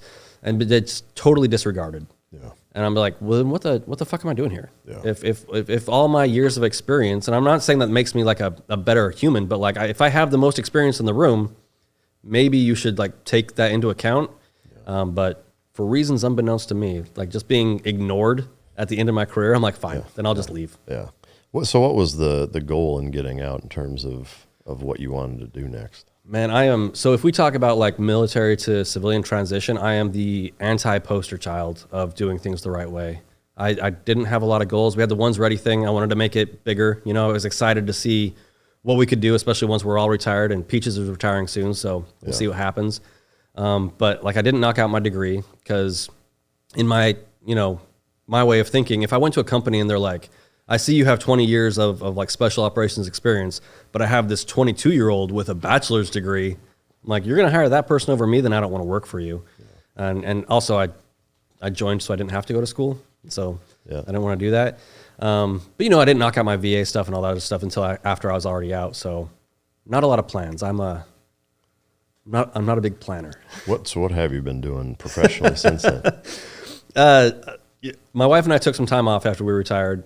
Last summer, neither one of us had started jobs yet. And so we just hung out with our kids, did whatever we wanted. It was wild. We were like, we're going to go to Vegas to hang out with her parents. And usually you take leave and you have to be back at a certain time. And we were like, we could come back whenever we want. Like, we're driving out there. Yeah. There's no timelines for anything. And so just kind of worked on our family a little bit, and it was really, really awesome. Yeah. Spent some time together, and it was a fantastic experience. But then she got a job. She's a GS now. And then I goofed off doing One's Ready stuff for a while. And then I accidentally got a contracting job. So that's what I do now. How did that happen accidentally? My buddy called me and said, hey, his buddy owns this company that they're doing work on the Air Force training side of the house, and they could use some help. So I'm like, cool, I'll call him up. And then I called him and was like, can we bring you on part-time to help us out with some of this stuff? They brought me on part-time, and they're like, hey, we need you full-time. Full-time. I was like, cool. Why not? I'll take that paycheck. And they offered pretty good money for it. So what does that consist of now? I try not to talk too much about what we're doing on the contracting side. I don't want to put the company in a bad situation, but I am helping out with the Air Force training stuff at the basic level. I mean, special operations related or? No? Nope. Yeah. The regular training stuff. Yeah. Oh, shit. Which is super exciting. Yeah. That's wild. And you're still doing the One's Ready stuff, right? Yes. Yeah. Tell us a little bit about that. One's Ready is good. We continue to try to give people the most up-to-date information that we can, let people know the Air Force Special Warfare, whatever that means, right? Because it's kind of a made-up term that we stole from the Navy. But we kind of nested 4 AFSCs or career fields under a banner so that it was easier to recruit for them, instead of saying like, hey, we're recruiting for TAC P. What is TAC P? It's like, well, they're the JTACs, the Joint Terminal Air Controllers for the Army, but they also do C2 stuff for the Army. They work on the conventional side and the special operations side, and then the PJs, SRC. Instead of trying to explain everything separately, it's like, hey, we got 4 career fields. They all do ground poundy stuff. They shoot guns, bombs, sneaky peeky, medical. Yeah. And so that's why we created that name. Yeah. But yeah, that's what we're doing. We're trying to advertise for that, help the Air Force out despite all the Air Force's efforts to sabotage themselves, and have a good time. We have members only now, so that's fun. So now we get on there on YouTube and we can say whatever we want, like Patreon. Yeah. And that's exciting. Yeah. It's definitely nice to have that as a platform. In terms of any updates to the Air Force Special Operations pipeline, has it changed a lot in the last, I guess 4 years since you've been here? I'm trying to think of where we were last time. So we went to an open enlistment model where you would sign up for an open enlistment and you would end up being a TAC-P, SRCT, or PJ. Instead of signing up for one directly off the street. And we still do that, but now you can also, we went back a little bit and said, hey, if you really want to be a PJ, you can sign up to be a PJ. And so it's a mix between guys that have the guaranteed enlistment contract for a specific AFSC, and also the open enlistment folks that come in, and then after selection, they get assigned their AFSC. Oh, okay. Based on your performance. I always got to bring that up because we get complaints like, oh, I wanted to be this, but they made me this. And it's like, well, if you're the top of your class, you would have got what you wanted. Yeah. So it's a little more open in terms of recruitment. Yes. Yeah, that's good. Is it still the same for a candidate that wants to come in and be either a PJ or a CCT to go through from start to finish until they're on a team, or has that changed also? I mean, we changed everything, but nothing has changed all at the same time. Yeah. It's just like the selection course thing. Like, everybody has a selection course. It's at least an 80% attrit model for everybody, no matter where you're at. And so we'll change the names. Like, we had our prep course before, but the prep course has gone away, and now it's called the Special Warfare something. We have the Special Warfare Assessment Selection course and something on the front end of that. I don't think we call it prep anymore, but it's still the same thing. We bring you in, we prep you up a little bit, we send you through the grinder, and then we see what pops out the other side. We did have, for combat control and an SR, going straight to AFSOC. So those are the 2 career fields that go straight to AFSOC. They canceled dive out of the pipeline. And that was a general officer Slife that, when he went up to the Pentagon, decided he'd come from AFSOC as he was like a navigator or pilot. He decided that we don't need dive in the pipeline anymore. So kind of unprecedented, some dude from outside the career field, just because he's at, A3 up at the Pentagon, by himself decided that we don't need dive school anymore and just kinked it. That seems like a mistake. It was. Yeah. Is it still that way? It is. We have some Florida representatives up in Congress trying to rectify that right now. Yeah. It's not like, since we're so small, it's not like the other special operations forces. Like this idea that, on the back end, we can just catch guys up and get them dive when they need it. It's not like that. And we're an enabler force most of the time. And so when we lose a guy, it's a huge blow. Like we're not this huge logistical machine. I'm not a special forces group that has all these guys to choose from, right? When a special forces group decides that they need a dive team, they have thousands upon thousands of dudes to choose from to create their divers, and guys to backfill them. We don't have that kind of luxury. So that's kind of why we have that model where we hit all of those schools right up front, triple stack our guys before they head out there because they got other stuff to do. And we can't pull them off team for 6 months just to get a dive bubble. How many active duty operators are within Air Force Special Operations? So between TAC-P, PJs, CCT, and SR, not that many, less than one Special Forces group. I mean, so is a few hundred? So we're talking like a few hundred, and I try not to put specific numbers out there, but like definitely less than like 150 SR dudes. I think traditionally we've been 300 to 400-ish combat controllers. PJs on the AFSOC side are probably a few hundred, probably less than the controllers, definitely less than the controllers. And then the TAC-Ps on the soft side probably mirror the PJs a little bit, a couple hundred dudes. So it's probably less than 1,000 total? Probably. Or maybe ish, 1,000-ish. Yeah. Yeah, I mean, that's a pretty small group, Right. So like you feel it when one person Yeah. has to go do something. Yeah. I have a note that says how some people think any former government employee is controlled opposition.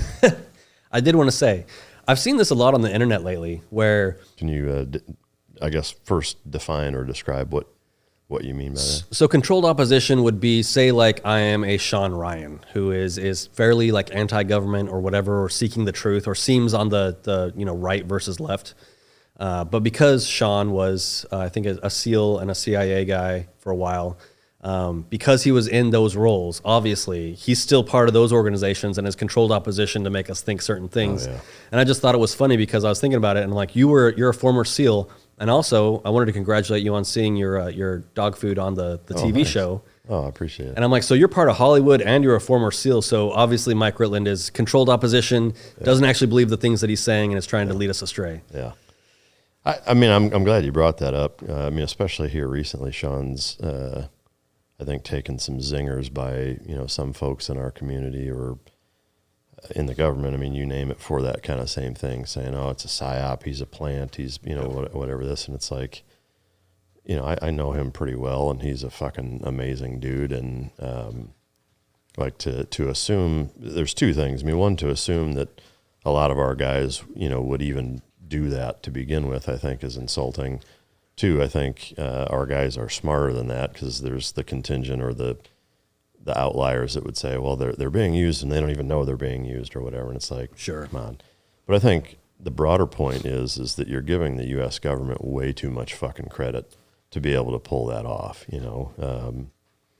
Like the thought of any of guys who served at higher echelons of the military and are now in the media of whatever realm, whether it's podcasts or on shows, because you got take a guy like Pete Hegseth or I can't remember the guy's name. He's a former SEAL that's on Newsmax. He's a regular host of a show. I can't remember his name, but that these guys are these nefarious, like, it's like you've just seen too many fucking movies. You know? But there is a fair bit of that out. I mean, I see some of the comments being thrown around by, whether it's guys talking about Jocko or Shawn or Andy or me, or I mean fucking anybody that kind of assumes that, and just like, where is your evidence of that? Like, where is any proof or anything other than just some like harebrained assumption? Yeah. If you watch our first episodes, I think you'll understand that if we had government funding, that's not how we would have started. Yeah, no shit. Yeah. Well, you and me both. It was one camera at my house. Yeah. You know, so yeah. Also, I wanted to admit that I do watch that TV show. One of the things I've gotten better at in retirement is watching military type stuff and just sitting back and letting it entertain me. And on that show in particular, the SEAL Team show, I did a little research into the guys that, you know, help write for it. And, you know, I think the former Army Ranger guy, I don't remember his name. He's also plays one of the SEALs. Well, one of the guys, I don't know his character name off the top of my head, but he was a CAG guy, Tyler Gray. He's been on this show. Oh, was he CAG guy? I thought that's what I was talking about. Yeah. Yeah. I mean, he has done everything in the military at the highest fucking level, and does a lot of the advisory stuff. And, you know, so, yeah, I mean, it's cool that you watch that show. It's a neat show for sure. And then they just do a pretty good job, you know, like, and that's why I started looking into it. Cause like we watched the first episode, my wife, you know, her friend was like, you guys got to watch this show. And I'm like, great. A Navy SEAL show, of course. Yeah. But just the way that they talk to each other, the way that they deal with some of these problems. And yeah, it's TV and it's a little more dramatic, and no single SEAL team is doing every mission every single time. Yeah. But I think it was the interaction of the dudes that really got me. I'm like, they found somebody that has done it. Yeah. You know, this isn't some Hollywood version of what, you know, these SEAL guys are. I think that's the biggest fuck up in movies and shows is the dialogue, is the vet bro, the overdone vet bro dialogue of like fucking rock and roll, get them, you know, like 30 out, like just this whole like, it's just so fucking overdone. I mean, it reminds me of whether it's like John Wick or pick a fucking movie where they're in Europe and they go to a fucking underground club scene, like gas masks and fucking. Like, it's just so over the top. And it's like there's one of those scenes in fucking every movie, it seems like, where it's like they find themselves in this underground fucking rave club that there's just crazy shit happening all the time. But it reminds me of that. It's just like this, like it's so forced and so canned and cheesy, and it's just like it's so cringeworthy. Yeah. And I agree. I think, you know, the SEAL Team show, and I would say, largely speaking, the Jack Carr series, the Terminalist series, I think did a really good job at showing the interactions, dialogue, camaraderie without overdoing it to a point where it's just cheesy as fuck. But I hate the Jack Carr series because a lot of the thoughts that the main character has, whatever his name is, I have the, you know, like, I like how he delves in. It's like, hey, this dude does not like free fall, you know, like, and to assume that every dude out there that jumps out of a plane is like, yeah, I'm excited to jump out of it. Yeah. It's like, no, you're just going to work, and some days you're just like, man, like, all right, let's get it done. I think that's the reality with most special operations jobs is at first everything's cool, but there's this like crest of the wave that you go over where like, oh, you know, how was your day? Oh, we jumped out of planes and planted limpets on fucking ships, or we, you know, blew doors off hinges, or, you know, whatever. And it's like, it just all becomes work, you know, especially jumping, I think, because if you think about the hours of prep and the hours of de-jock and cleanup for, you know, less than a minute of actual fun and jump time, it's just like, dude, it's not worth it. You know, it's like, I don't want to fucking do all that for one jump, or even if you're doing elevators, like it's just, you know, it's like the recruiting brochure, you know, it's like 5% of the actual job is all you see on the trifold brochure, the cool stuff. The rest of it's just a kick in the dick and a lot of, you know, hard labor. But well, there's a reason we don't call it skydiving too, because it's not, it is not like that at all. Yeah. The Guardian Grit Project. Oh, yeah. Level 1 water confidence course coming up in February. So my buddy Chris Thomas, he's a pararescue guy. He's still in. But we were instructors together down at Lackland. And we saw, you know, you see enough students come through that you're like, man, they're kind of lacking something. And Chris is a big water guy, you know, dive and all that other stuff. And he had an idea to start a course that people could go to where you learn very basic water skills. Because I think one of the problems that we see folks is they start training in the water, but they never really do it right. And they don't spend enough time doing it, and it's very stressful for them all the time. I mean, you've probably seen, you know, candidates walk up on the pool deck, and their heart rate shoots up to like 160, 170. Yeah. They start shaking because they haven't turned the pool into a training area yet. It is still a stress response that they're going through. And then they do everything wrong, you know, everything from pushing off the wall and all these other stuff.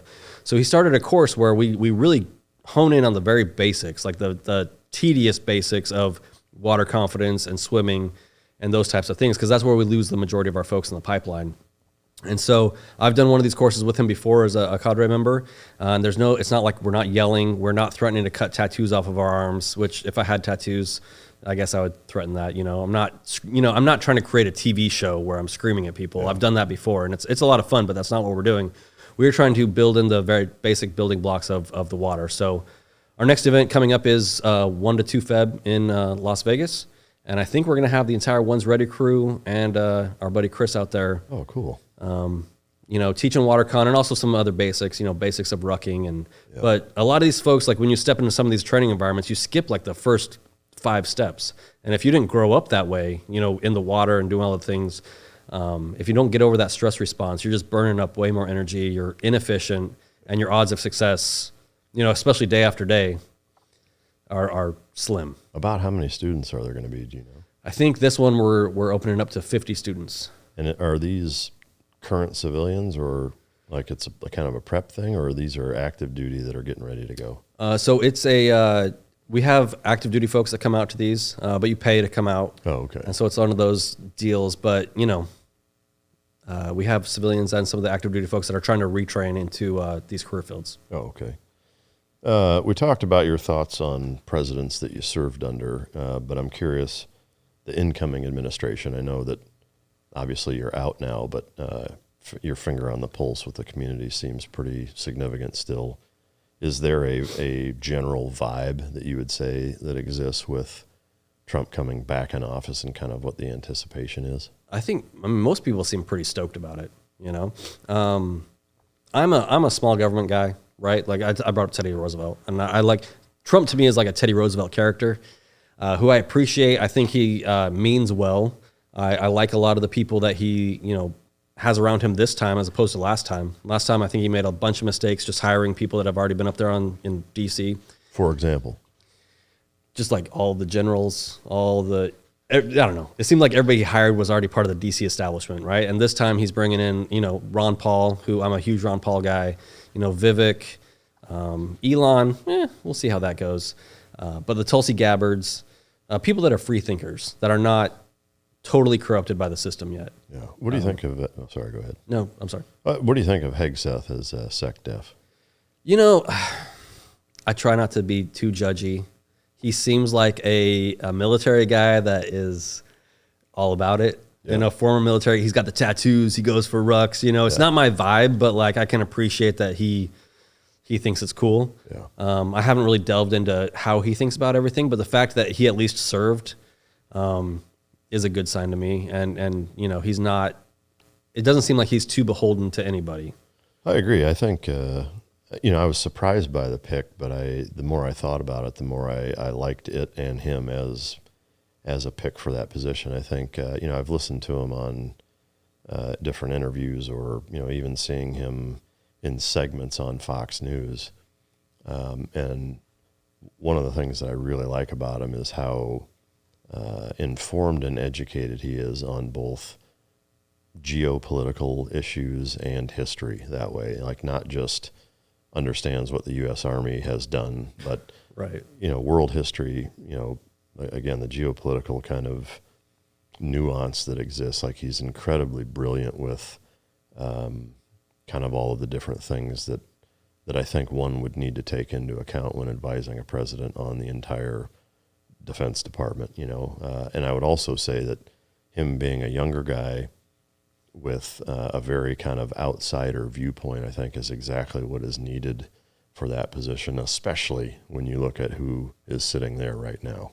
You don't want another 80-year-old with a Cold War era mentality? Dude, Milley and Austin, I think, are the Dumb and Dumber of the fucking of the U.S. government. Like I'm embarrassed that both of those guys have been in that position for as long as they have. I really am. I would love to get either one or both on this show and really ask them, like, what the fuck, because I have a million questions for them. I'm sure that they would not answer, tap dance around it or just, I can't imagine either of them would ever come on here, but I think it borders on treasonous, some of the decisions that they've made. How much money is Millie making now doing whatever he's doing? Yeah, too much, whatever the fuck it is. He's got to support the habit that keeps his gut, way out here. Any predictions on what our military, the Department of Defense, will kind of evolve into over the next 4 years? I think, I guess these are more hopes than predictions. I think we need to slim it down. The military, including all the civilians and everything else, we're so bloated. There's so many people collecting paychecks for no reason. I think the stuff that Vivek is supposed to come in and do and slash, like, I think it's a good thing. Yeah. And it's hard for people sometimes to be like, oh, I want to support the military. We need to increase the budget. And I'm like, you absolutely do not. How many audits have we failed in a row? Like, I would like to see some accountability, not just for the money, but for the policies, for everything.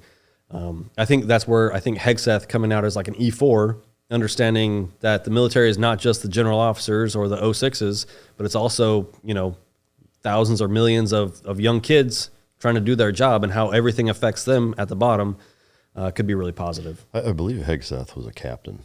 Was he a captain? I think so. Zach, can you look that up real quick? Maybe I just want to believe he was an E4. Yeah. I'm still an E4 in here. He seems like one, which to me is the most important part, irrespective of rank, is he seems like one of the dudes. I guess, with that... Maybe J.D. Vance was an E4. Sorry.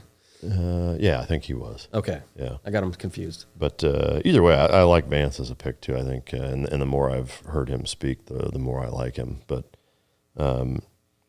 in terms of kind of the policies that have become these kind of woke DEI type things, are there specific ones that you've seen negatively impact the U.S. military that you hope get rid of? It's just all the training crap, like in our community, we're pretty sheltered from a lot of that stuff. But the fact that you have to go into your anti training all the time and all this other crap, and it's just a time so you're suck. pro. Is that what you're saying? Yeah. It's weird that I think in the last 10 years of my career, I'd never attended one of those trainings, and I managed to not anybody. I know it's amazing. Yeah. But it's just the time suck and the waste of time. Like, as you grow, you go up through your ranks and you end up on staff, and you see how much bandwidth is taken, especially at those levels, of all these initiatives and all these things we have to do, and how we have to recognize everybody for everything that they've ever done in the military, whether that group of people did anything or not. Like, who cares? Like you said, like when we put on the uniform, that's supposed to be it. Yeah. And we've gotten so far away from that it's just, we don't have time to focus on the things that we actually need to be focusing on. One of the things that I saw in terms of kind of that cleanup that Vivek and Elon, the Doge, department, I guess you'd call it, and also Hegseth coming in with the DOD, one of the controversial topics that I've seen be brought up within the veteran community is disability. Mm-hmm. Is that there's, a lot of thoughts and comments that I've seen about, disability being taken advantage of, and, people that are at certain ratings that other people don't think that they should be. To me, that's all subjective, is that, you can assume, what somebody's, internal problems are, or external, or combination, or what have you. But the reality of it is, unless it's some sort of medical board or whatever that you would trust enough to dig through there. Long story short, do you think that the VA system should be gone through in that regard? Obviously, because to me, there's two sides of the same VA coin. There's the machine that the VA is. Yep. And I think all of us agree that is a fucking mess and needs to be completely redone. But the other side is the individual. Do you think that whether it's Doge or Hegseth or a combination, a new VA administrative, almost internal affairs should reevaluate all disabled veterans and determine if they are at an appropriate level or not? I would like to say yes, but I don't think that we would move forward at all looking back. There are definitely people that are taking advantage of the system. But first of all, like, people have a misunderstanding of what like 100% disabled means, right? It doesn't mean you're 100% disabled per the VA. That's 100% of the funds that they will give you. That means you've maxed out how much they will pay you. It doesn't mean that this person is 100% disabled, right? But there are definitely people taking advantage of the system and all that other stuff. So I'm not sure like logistically, I like logistics. That's always where I go first. It's like if we spent all of our time going back and trying to clean, like what are we doing moving forward? So I'm just not sure that we should spend our time going after the people that have already taken advantage, or just stop that from happening anymore. Yeah. I think and I'm not saying I advocate or not advocate for it, but where I think the frame of mind is looking at that. If you take the kind of principle of the Doge mentality of saying, okay, I wouldn't consider VA funding an entitlement. You know, I think I don't think that's the right category to put it in. I think, you know, the people who have volunteered to serve this country and now have a degradation of life because of it deserve something. Now, what that something is, you could spend fucking years arguing about what's right and what's not. And I think that's the hardest part with that is it's just like making, say, red flag laws for guns, is that, you know, you can say on paper, well, I think we need a governing body that says, you know, these people shouldn't have guns. I'm not saying that. I disagree with it entirely. I'm saying, right, you know, just to be fucking clear, I don't agree with any of that. I was about to leave. I was like, what? Yeah. I vehemently disagree, but there are people out there for the people that advocate for that. My biggest question is, who is that governing body? Who's making those decisions? And when you give somebody that kind of authority, whether it's guns, whether it's VA, is that, you know, that's a very powerful position, and that can be influenced. It can be biased. It can, you know, mistakes are made, and those are big things that's toothpaste out of the tube that you can't fucking put back in, you know. And so that's my biggest concern. It's not that I don't want accountability for people, but it's just like, who would you trust to go through that and decide and kind of almost play God with how you're going to, you know, kind of rearrange that. I think on a broader point, it's, you know, instead of focusing on that so much, it's saying, you know, what can we do as a society to give benefit to people who have, you know, served their country, especially in combat, who are affected by it. And now what accommodations are we going to make because of that sacrifice? And to me, I think, this is just my personal opinion, I think a better way to go about it would be incentivizing things to do that, such as you don't pay interest at all on your VA loan. You don't pay fucking property tax. You don't pay income tax. Like things like that. You know, if you're a disabled combat veteran, like imagine the government says, hey, we're going to do home loans. Like, so now the VA home loan thing to me is kind of a crock of shit. You know, it's like, oh, we'll let you borrow 100%. It's like, fuck you. Like, so you're going to let everybody go further in debt? Like, okay, great. So you're going to let people buy houses that they can't afford. Yes. You know, is basically what you're saying. Whereas to me, it's like, for all the fucking money that the government is willing to wipe away student loans for, like, to me, start over, like, back the fuck up. Like, how about, you know, anybody that serves on active duty and gets out with an honorable discharge doesn't have to pay an interest rate on a home loan. Like, right. To me, that's a much better incentive and a much better life-changing consequence in a positive manner for things like that.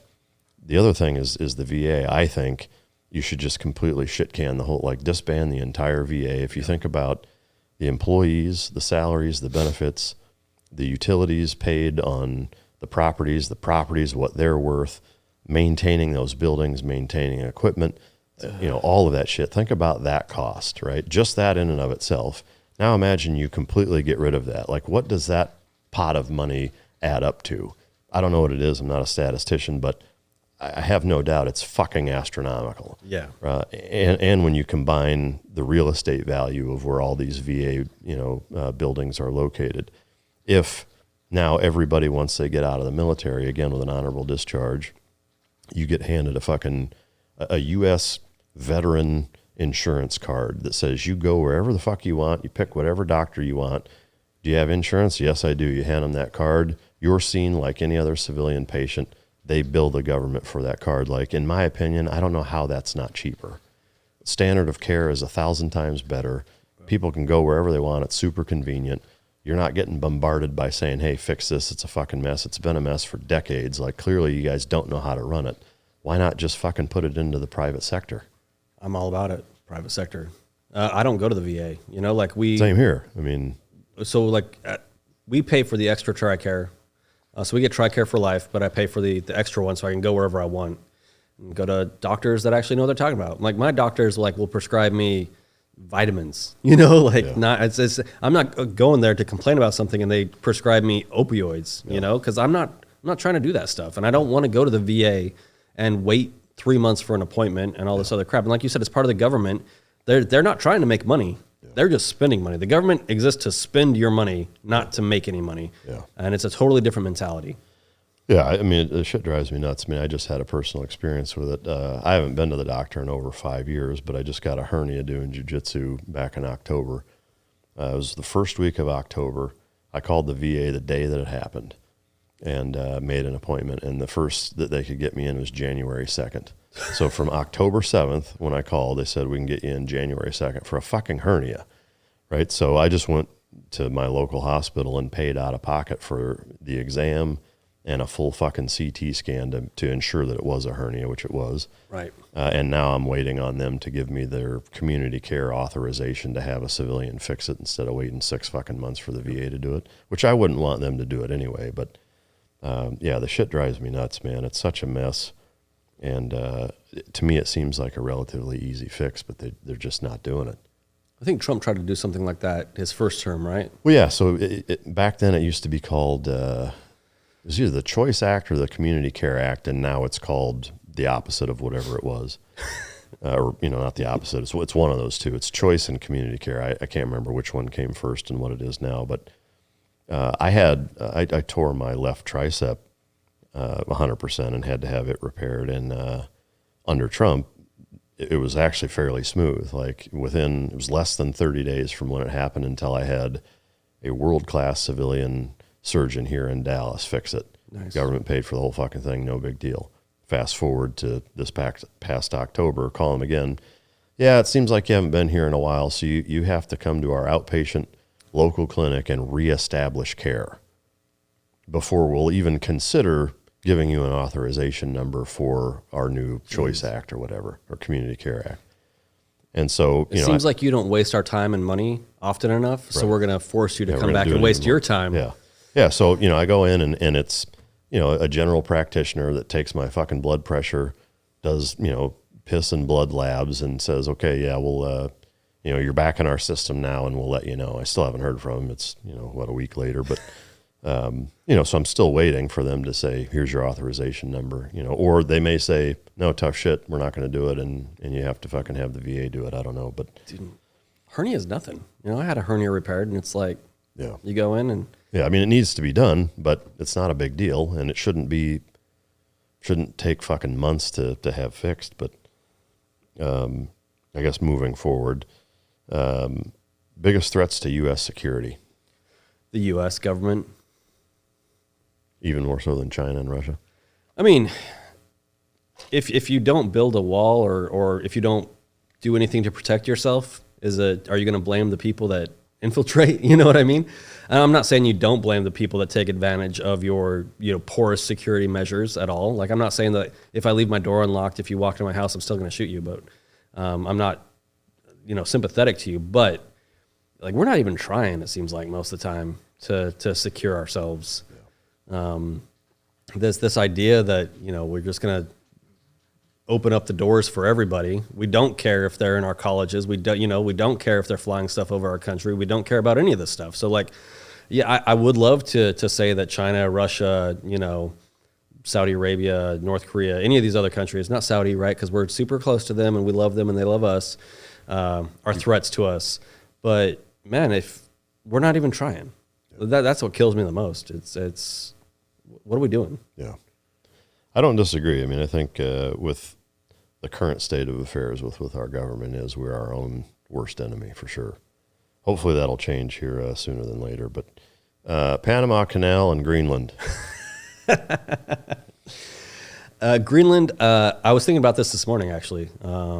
Strategically, it makes sense to, like, if I was going to place nukes anywhere or hyperballistic, whatever they're, hypersonic missiles, Greenland is great. Like, you get up that far north and you can hit all kinds of stuff real quick. So I guess for that, maybe. Who does Greenland belong to right now? I think it's Denmark. Zach, did you get the Hegseth thing? Hegseth was a captain. Okay. Yes. Oh, now I hate him. Is Greenland its own sovereign nation, or is it a territory of Denmark? Let me look. I know our guys in like the smaller planes that would fly back from Afghanistan and Iraq when they'd go over Greenland, it's got to be littered with the piddle packs. You know, those little packs that you pee in and throw out the back of the plane? Oh, really? All over Greenland. No shit. Kingdom of Denmark. Yeah.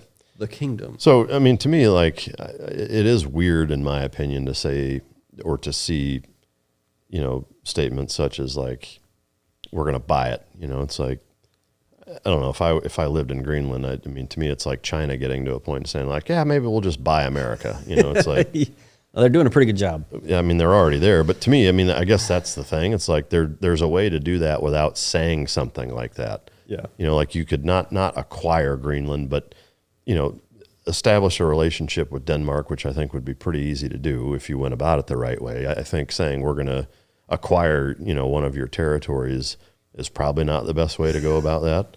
You know, saying like, hey, what do we need to do to have bases here? Let's establish a relationship. You know, like there's so many other foreign internal defense handshakes that we've made with countries that we are far less friendly with.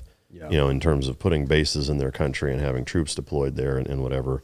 Because to me, like, if the only thing is, well, it's a good place to stage nukes, it's like we have fucking submarines all over the world that can do that, even closer than where Greenland is. That's true. You know, that can be there on station or there very fucking quickly from anywhere. But what if Iceland really pisses us off? You know what I mean? I mean, there's a lot of good hot springs there. So we were talking about the kind of the biggest threats to U.S. security, and we've kind of both concluded that it's ourselves. So what's next for you, I guess? What do you want to do? That's a great question. I think we were talking before the podcast. I'm trying to write 3 books all at the same time, or at least 2 books all at the same time. I have an interest in fiction. I'm a lifelong reader.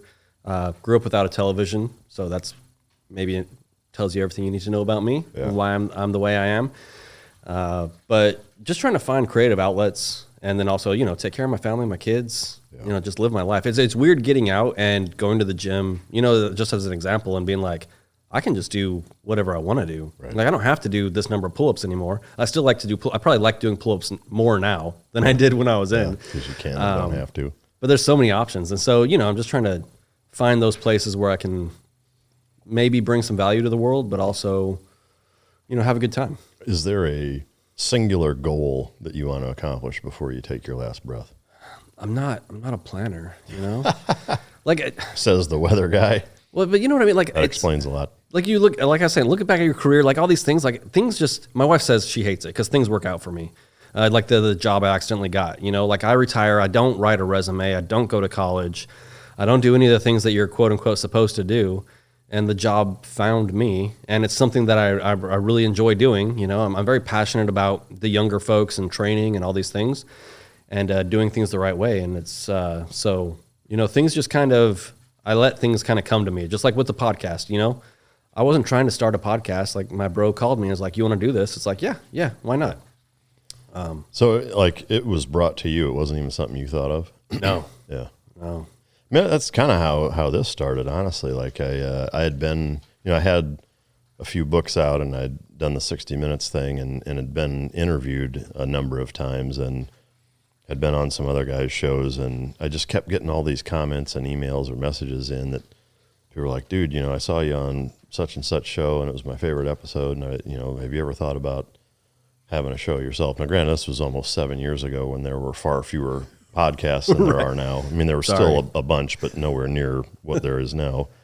And I was just like, no, not really. But then it just, after, you know, a while of hearing that over and over, I was like, well, fuck it, I'll give it a shot, you know. And first episode was with my good friend Clint Emerson out at the ranch house, because that's where I was living at the time, kennel facility house. And yeah, just one fucking camcorder sitting at a desk, you know, and it got, you know, 10,000 views in the first 24 hours. And I was like, fuck, this must be something. Because especially back then, like 10,000 views in I think a 30-day or 28-day period put you in like the top 1% of podcasting. And I was like, holy shit, you know. And so I'm really good at this. Yeah, I was like, fuck, I guess I better keep doing it. But well, I got to ask, how hard was it to write the first book? Not hard. For me, again, it was kind of similarly, it was very unorthodox to how most people would go about it, and kind of like your podcast experience.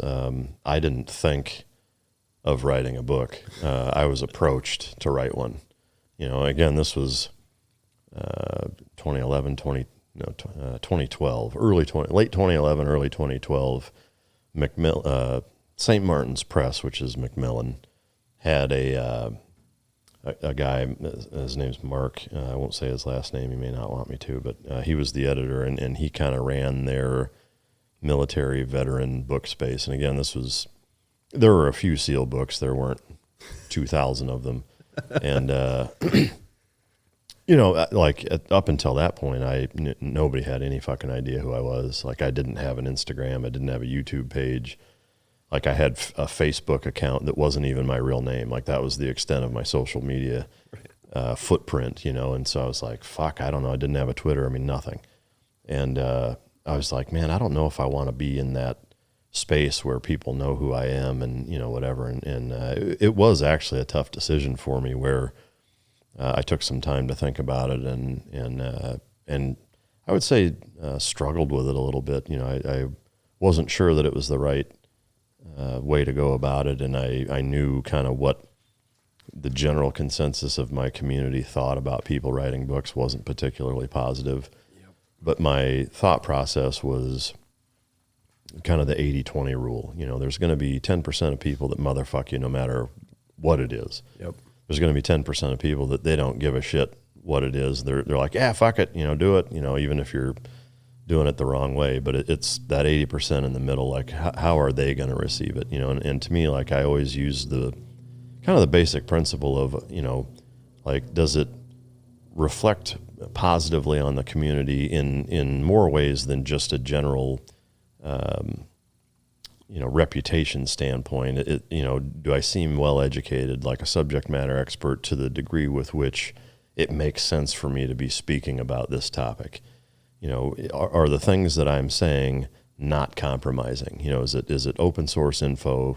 I want to make sure that, I'm not using real names. Yep. Even in a lot of the stories, like, I switch up some of the details and some of the specifics intentionally so that it's not exactly what happened, so that it can be more ambiguous and anonymous and not kind of reverse engineered to figure out who it was and where they were and now who they are and whatever. And so, and then the last thing was just like, from kind of a broad spectrum thing, is it something that's going to add value to people's lives and our community as well as the dogs? And for me, I'd say, the driving factor of, there were so many people that didn't realize dogs were used in the capacity that they were. This was right after the bin Laden raid, which is what sparked the interest of a lot of people. They're like, holy shit, there was a dog?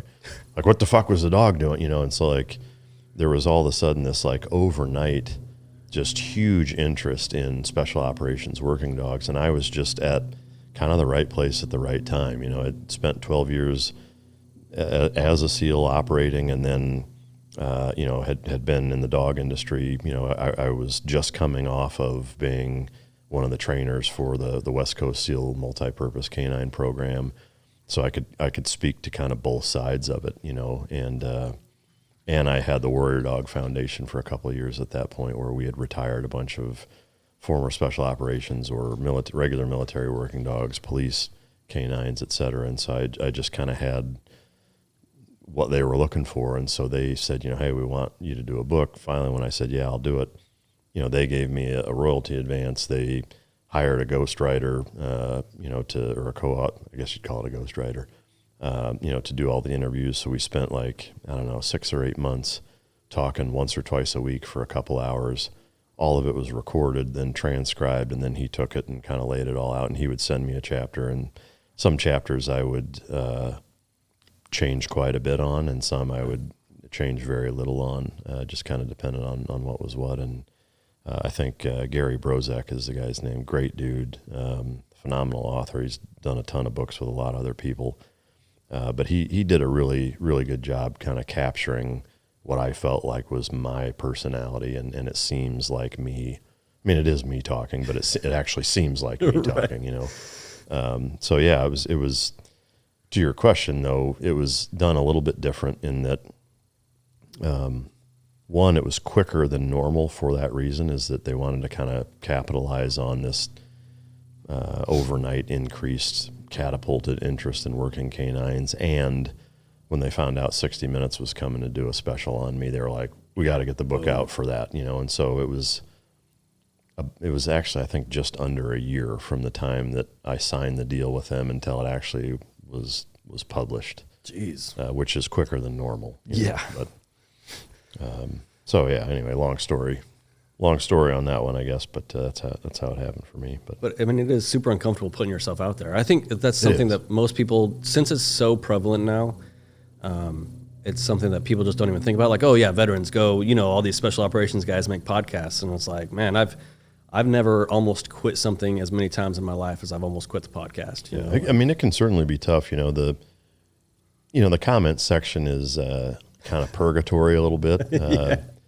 You know, my rule of thumb is if it's not somebody, and this goes both ways, and I think it's equally important for it to be on both sides of that coin, is that if somebody's saying something that's really negative or, you know, really taking a dig at you or whatever, is it, you know, one, is the account fucking anonymous? Like if it is, well, it doesn't really matter what they have to say, you know, because like if they're not even confident or comfortable enough to put their fucking name on it, then it's like, you know, how valuable is that feedback? It's not really, you know, it's pretty chicken shit. But I do think on a broader point is that, you know, the big question is that person somebody that I would ask for advice?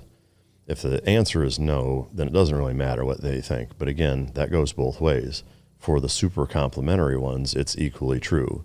And I think that's as important as the negative ones, is that don't let people who are stroking your ego or telling you that you're amazing or whatever, don't let that get to you and turn you into this, you know, I guess being that feels like they're walking on water and now you're this fucking rock star because you got thousands of people blowing you in the comment section that you don't even know who they are, you know? So while I appreciate the feedback really on both ends of the spectrum, you know, if somebody is critical of something, I'll listen to it again. But if it's an anonymous person, like I won't even really pay attention to it. But it can be tough, I guess, to your point.